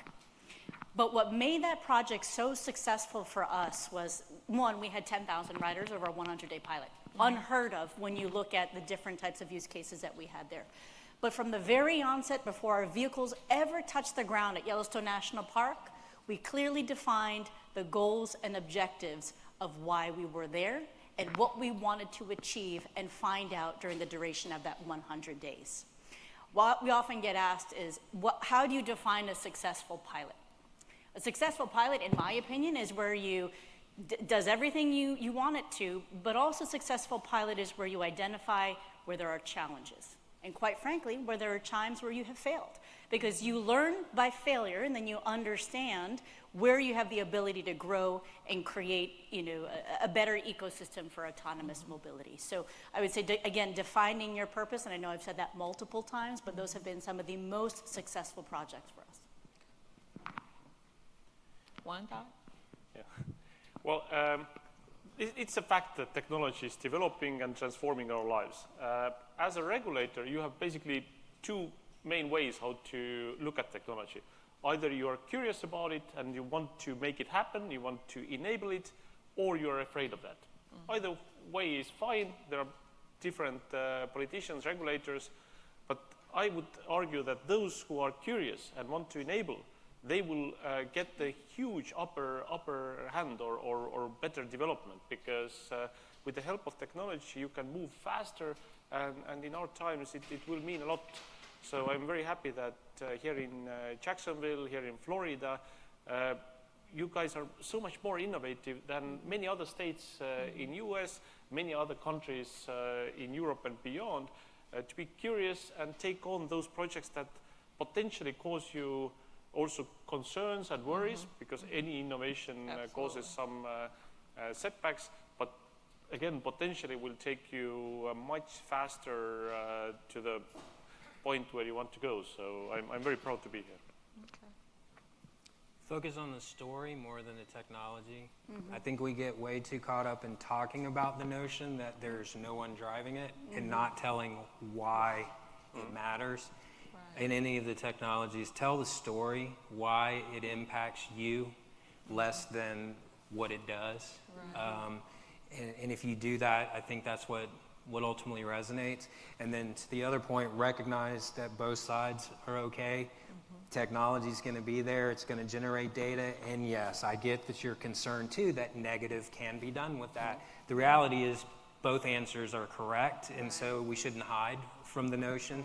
It's a matter of those who are using it and how it's being used and being used for the right things. But to deny the fact that there's concern and risk, though, would be a mistake as well. Acknowledge both, and I think then the realization is that the public too will not feel like you're trying to slide one by. It's a transparency issue. So this brings us to the end. I'm gonna take a couple questions. Do I have time for a couple questions? Clearly we bored York to death. Look at that. Yeah, He did York not do a is good job knocked right out there. over He there. is out.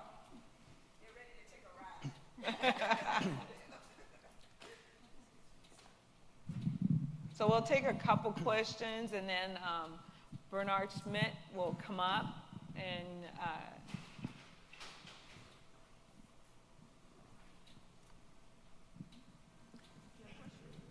Ms. Emma, I think there's one gentleman. Good afternoon. So the focus today obviously has been on the movement of people, but I'm curious about what the future holds for the movement of stuff.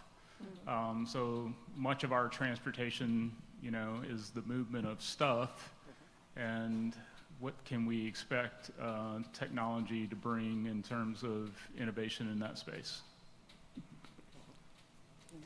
Yeah, well, very good question, actually. In a way, it's easier to regulate the movement of stuff, especially if it's like slow, if it's during night, if it's during some specific hours. That is much easier to do with stuff than with people. So I think that even though we at Auvetech are not so much into the stuff movement, our goal is to make as good as possible autonomy. You can, in principle, move whatever with the vehicles. But I see that it might be even faster to scale than movement of people. It makes a lot of sense, actually. I'll add to that real quick. The way I kind of define it is moving people versus pizza, right? Or moving people versus product. We have had a number of customers and also partners who have come to the table who have said, we want to move people during the day, but then we want to move product and linens, as an example, at nighttime. So for us, as an example, that allows those who we partner with to really take an asset that may move people during the day and then move linens at nighttime. As an example, resort properties. We're in the great state of Florida. There's no shortage of resorts here that are sprawling campuses in and of themselves. What greater application to use those vehicles to move golfers during the day and visitors and tourists around the property, and then have housekeeping utilize those same vehicles to move linens from one end of the property to the other, because typically those facilities are on the outskirts of the property opposed to centrally located. Makes sense. And then I know Volvo is doing some extraordinary things in the land of transportation, 18-wheelers. So they're out in the forefront too. So they're worth looking at and what they're doing. Ms. Emma, did you guys get the mic? Yes. Oh, me? Okay, so not so much a question, but a comment. It appears to me that analytics notwithstanding, that the arrow seems to be pointing upward towards the advancement in technology. For example, I am grateful that I'm able to use even, I think someone brought it up earlier about the iPhone. I never would have thought in my wildest dreams that I would be using a phone without push buttons with a screen on it, and that when I'm using it, other people see, all they see is a dark screen, that my finger is rolling over. Never thought that would happen, but yet it has. And so in closing, I would just like to say that things are looking bright. Yeah, there are the pros. Yeah, there are the cons. And as you said earlier, they both have their equal value. Yet, when we go through the process, as we progress, we will gain success. Thank you, sir. Thank you very much. And I think we'll take one more. Hi. So what I really want to ask kind of is about, I think there's a bit of a sense that, among some, that we've been down a road similar to this in Jacksonville before. Kind of this excitement about this new technology that's, we see kind of popping up in a lot of different places, a very excited industry, this commitment with the help of federal dollars to, bring an implementation of that to Jacksonville. But we've also seen kind of the other end of that, where the industry contracts, some companies end up not really participating in the industry before, and kind of the sense that we've ended up stuck with a bit of an albatross in the form of the Skyway. So my question is really kind of what's being done or focused on in terms of kind of risk management, in terms of making sure that, this investment we're making, this commitment to this technology that we're making, is going to be something where if it does turn out, for whatever reason, that things kind of don't work out the way we hoped, that we're still able to, adapt with that instead of, well, now we've already built this, we're kind of stuck with it. So, yeah, risk management, really. Okay. Thank you. We'll see you. Good night. I'm not going to touch the AV part, but I'm going to talk about it in the broader spectrum of what I'm self-discovering now in this ecosystem that I spoke of earlier, and that is the ability, particularly in the nonprofit side, the ability to fast to fail. So that our story, because I'm with you, I've lived here, born and raised, city of renderings. And we are fast to fail in this kind of new ecosystem to the point where we don't find ourselves dug in as deep as maybe we've been in the past. I think that what we're seeing, particularly with a lot of these innovations that we're able to bring in Sandbox, it gets to that point a whole lot quicker before public sector or the public in general are too deep into their investments, which I have historically not seen being in public sector. We are such a slow roll to procure that we're also then the slow roll to ever end it because it took so long to procure. We're going to run with this for a while, good, bad, or indifferent. And I'm seeing this whole innovation space sort of shift that. I'm also seeing that even in these larger scale, though, when you've got companies like Beep and other, they can pivot really fast. The R&D aspects now of these innovators, because they're still trying to, this is my take, they're still trying to land on what's the business model that's going to work. And so they're having to constantly morph right now to adjust, to figure out how they're going to adapt. I just don't see that in traditional aspects of what you and I have lived with in this community or anywhere else, that we're more, you're buying this, this is what we'll run, and we're going to live with that. I don't see that now. Even in this, which is from an expense standpoint, it's a high-cost prospect, but the way the partnerships exist between JTA and Bernard and them using this test and learn is exactly that example. We're going to land at a much safer confidence when this thing actually goes in than the old school days, because it would have been buying that vehicle one way or the other. This is a scenario where they're constantly pushing the limits on the industry to innovate, to make sure that what happens is more successful. In the end, we still may have a challenge, but I don't think we can argue this time with the process, though. I don't think we're going to be stuck. We can trust the process a little bit more in this space than in the past. That's my take. That's not take of anyone else. And I have to speak from the perspective of being a mechanical engineer and being a licensed general contractor. There are certain risks that's associated with projects, and in good project management, you have tools to manage risk. Your attendance here is one management of that risk. Us bringing in subject matter experts to discuss, not working in a vacuum, is management of that risk. Working with a partner, a conglomeration of the top companies in Jacksonville to make sure that we're doing the right thing. Miller, Balfour, Beep, mitigates that risk. The alternative is to do nothing and fall behind, like in the chip industry, and then try to figure out where do we catch up. There are good project management and construction risk mitigation tools. I have a risk register. I look at risk as we go along. And all we can do is employ those tools. Can we guarantee you 100%? Nobody can. But can we guarantee that we've done everything we can and been innovative in the process, like bringing international people here to discuss what's going on around the world?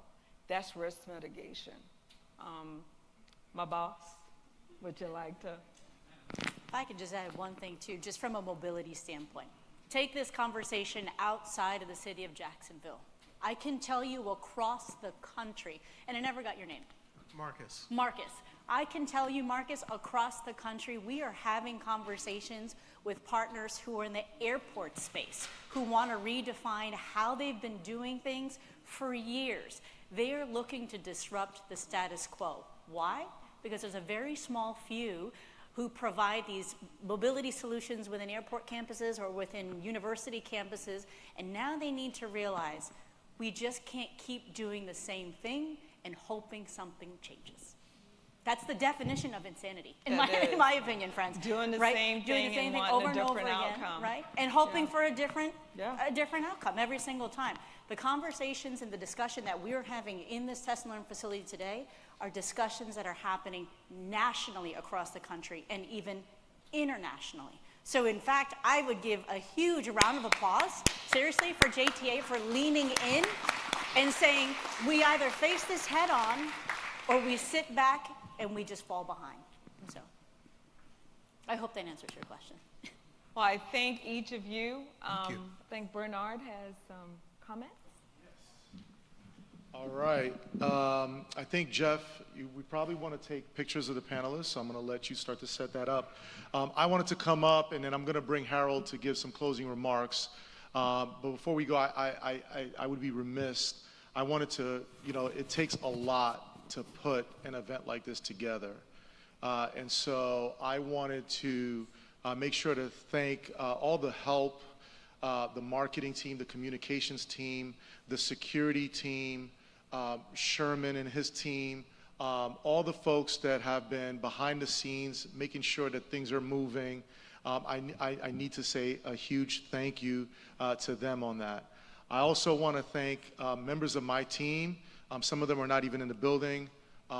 Marcus, Brianna, we have a number of folks I might be forgetting, and Peyton. I want to thank Angie, because even though she's moderating, she's a big part of doing all this, and she is the director and lead person running the Bay Street Innovation Corridor project. So huge thank you to that. And then I definitely want to call out and bring the one person who at this event has been central to this whole thing. You've heard her name called out before, but Miss Emma Shipman, if you can please come up.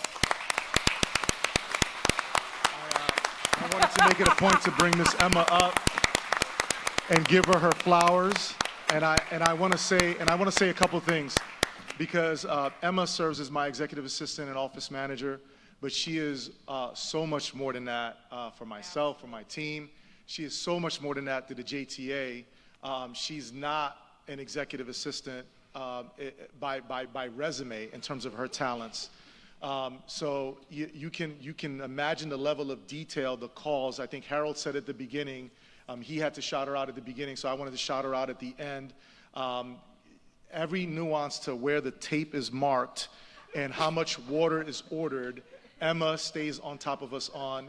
And she worked with Anna, and I know Anna's not here as well. There were some other partners. Guident has been an incredible partner in supporting this. I know Harold will probably mention it, but hopefully you bring it up, Harold, about next year, and the QR codes are up. We want to let you guys go to the demonstrations, but I wanted to give Emma her flowers and say thank you.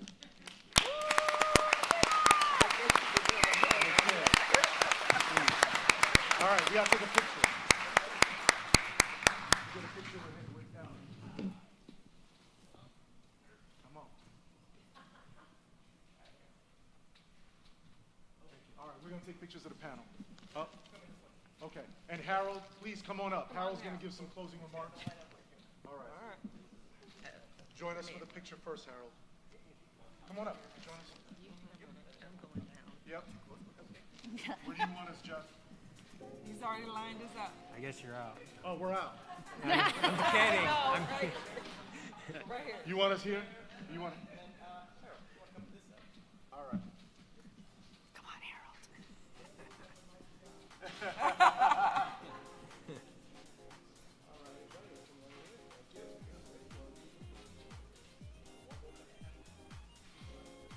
Thank you. Thank you. All right, Harold, you have the floor. Thanks, guys. All right, so remember, after that, we're going to the demonstrations. Our sponsors and demonstrators have set up some great technology outside and, of course, also inside here, and we wanted to experience that. But before we do that, let me make some closing remarks on what I heard. 2 years ago, we had no idea that there was an autonomous or national autonomous vehicle day in the US. This is actually a definition of May 31st. This is the National Autonomous Vehicle Day. I had no idea about it. So when we heard about it 2 years ago, we came up and said, well, this is a fantastic trigger for us to get the industry together, because normally we are at big conferences, we be at the CES, we at the Mobile World Congress in Barcelona, we're all over the place with the main objectives to talk to customers, but also partners, and talk with them, and of course create business and want to get deals. Of course, it's great, we do that. But this time we thought we need to step back, we need to get an ecosystem together, because what we are doing right now, as I mentioned before, we are creating a new industry. We are in the beginning of this. And I have an analogy later on about it. So, 2 years ago, we said, let's do a national vehicle, an autonomous vehicle event, and we started as a small startup company in Boca Raton at the Boca Raton Innovation Campus. 80 people, press, TV, we were overwhelmed. I mean, that was great. And we need to make a bigger event, because we need to get the ecosystem partners together, focusing on the industry, which people are important to drive innovation. That's number one, because we have to get and to work together. We have to collaborate. We have to learn from each other, and we have to innovate together. And you just cannot do that with some talks here and there. We have to bring the industry together and say, okay, let's create an event. And so we created an event in Boca. We came here, and of course now it's much bigger, because we agreed with Bernard to put this second or the first Autonomous National Vehicle Day here in Jacksonville together, and we are overwhelmed by the people here and our demonstrators and our sponsors, but also the 300 people which were at the broadcast. That's fantastic. Why is that? Why are we doing that? Because we need to do something good and talk about it. And talk also internally and motivate each other, innovate together. When we create a new industry, we cannot do it alone. We have to partner. We have to partner with each other. Sometimes, somebody said it earlier, fantastic. Sometimes we are competitors, and now suddenly competitors turn to partners. And that creates a new understanding. Why is that? What happened? Well, it happened because the environment changed. I have an analogy on this, and I'm coming out of the telecommunication industry. I was the president and CEO of Siemens Communications in the US before. So the analogy is, in the past, we had telephone services. So AT&T, I know that we have executives from AT&T in the room. AT&T told us, you can have any telephone service you want, but it has to be a black telephone, it has to be one line, that's it. That's what you get. Well, the consumer took it, and then they have it. There was that trigger event, that tipping point in the telecommunication industry, where suddenly a company from California just changed everything. They came up with the iPhone 2007, and suddenly the consumer was in control of what they wanted. They wanted a fast line, they wanted coverage, they wanted mobile services, they wanted to have application, high bandwidth rich applications, and. So what happened? The consumer were driving the driving force behind what they want. And then everything changes in the telecommunication industry. I see at the moment the same thing happening here in the autonomous industry. We were told many, many years, the car has to look like this. Here's the steering wheel, here's the thing, here's the footprint, here's how a car looks like, and that is it, what you guys get. Public transportation services, same thing. Here's the stop, here's where you have to go, whether this is in Florida, whether this is in Tallinn, Estonia, or whether this is in Alaska, here's where the bus stops. And here's how you have to be here at 2:35. That's where the bus comes, when you are lucky. So now suddenly, with the autonomous vehicle industry, that whole thing turns on its head. It's 180 degrees difference, and I like what we said before. Rachel said it before from B, access. We need to have access. And the driver behind the access is wherever I want it, on demand. I'm here. I want you to pick me up. I think Tavi said it before. Whether I have luggage, whether I have kids, whether I have this, that, or the other thing, and I want it now. And I want to know where you are, right? Not that I have to wait and the bus doesn't come. So we're turning that thing around right now. We are creating a new industry. We cannot do this alone. We have to have innovators like JTA. We have to have other partners, which might be at the forefront theme that is a competitor. No, it's not. It's a partner. We have to do it together. That's a big industry, and we really can change that. So access, changing lives for people. We have heard that today with Ron. Fantastic presentation. How it changed his life. I had the pleasure to introduce at one point in time Mr. Forbes. And he told me the story how a single hearing aid changed his life, because suddenly with a hearing aid his wife started talking because she could hear herself. And now she learned to talk. A single hearing aid, right? So we're changing lives with that what we are doing. And that is absolutely fantastic. We cannot do it alone. Let's collaborate. Let's learn from each other. Let's innovate. We cannot tap in this innovations dilemma kind of pitfall. We have to get out and say, okay, here's a new business model. We are serving the communities. We have to serve the people. And here's what the people want. And that's what we are trying to do. There were many, many very nice examples of this. It has to have a purpose. It has to have access. It has to be on demand. And we have to tell a story. We have to tell a story, but we also need to listen to ourselves. For me, the event was all the time like this. We are not going out this time and talking to our customers in these big events, as I mentioned before. We are sitting together, and that's what we're trying to create with JTA because of their leadership. And by the way, they are recognized not only in the US, but also abroad. Therefore, also you see people here from abroad and from Europe in particular. They know what they are doing. They listen and they're looking into that. That's fantastic. So with that, we need to come together and see what they do, and then we need to see how we can do it better and get every year better, because this one is not the only event what we're doing. So we had a handshake that we do it alternating, because one time in North Florida, one time in South Florida. Next year, we will be at the National Autonomous Vehicle Event 2024 at the Boca Raton Innovation Campus. That's where our company moves in. And this is a kind of a Google-like campus. We're looking forward to host you there. And in that year, hopefully a lot of things will happen positively. I'm sure about that.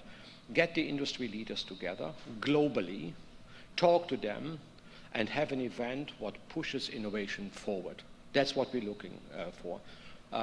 Bernard and I invite you to get the QR code and register already for the event next year. Of course, it's May 31st. This is the National Autonomous Vehicle Day. And we welcome you then at the Boca Raton Innovation Campus next year, 2024. And for now, so thank you very much for that. And for now, it's your time to mingle, to discuss, to learn from each other, to push your ideas back and forward, and then, to get again to the next level. Push, push, push, and see how we can inspire each other to further heights. Let's make autonomous vehicles and the autonomous vehicle services a reality.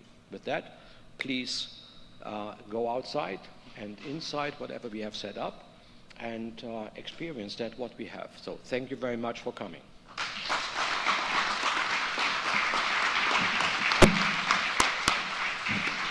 Thank you, Harold. We just asked for the speakers, everybody who was a speaker. We want to take a group photo in the back.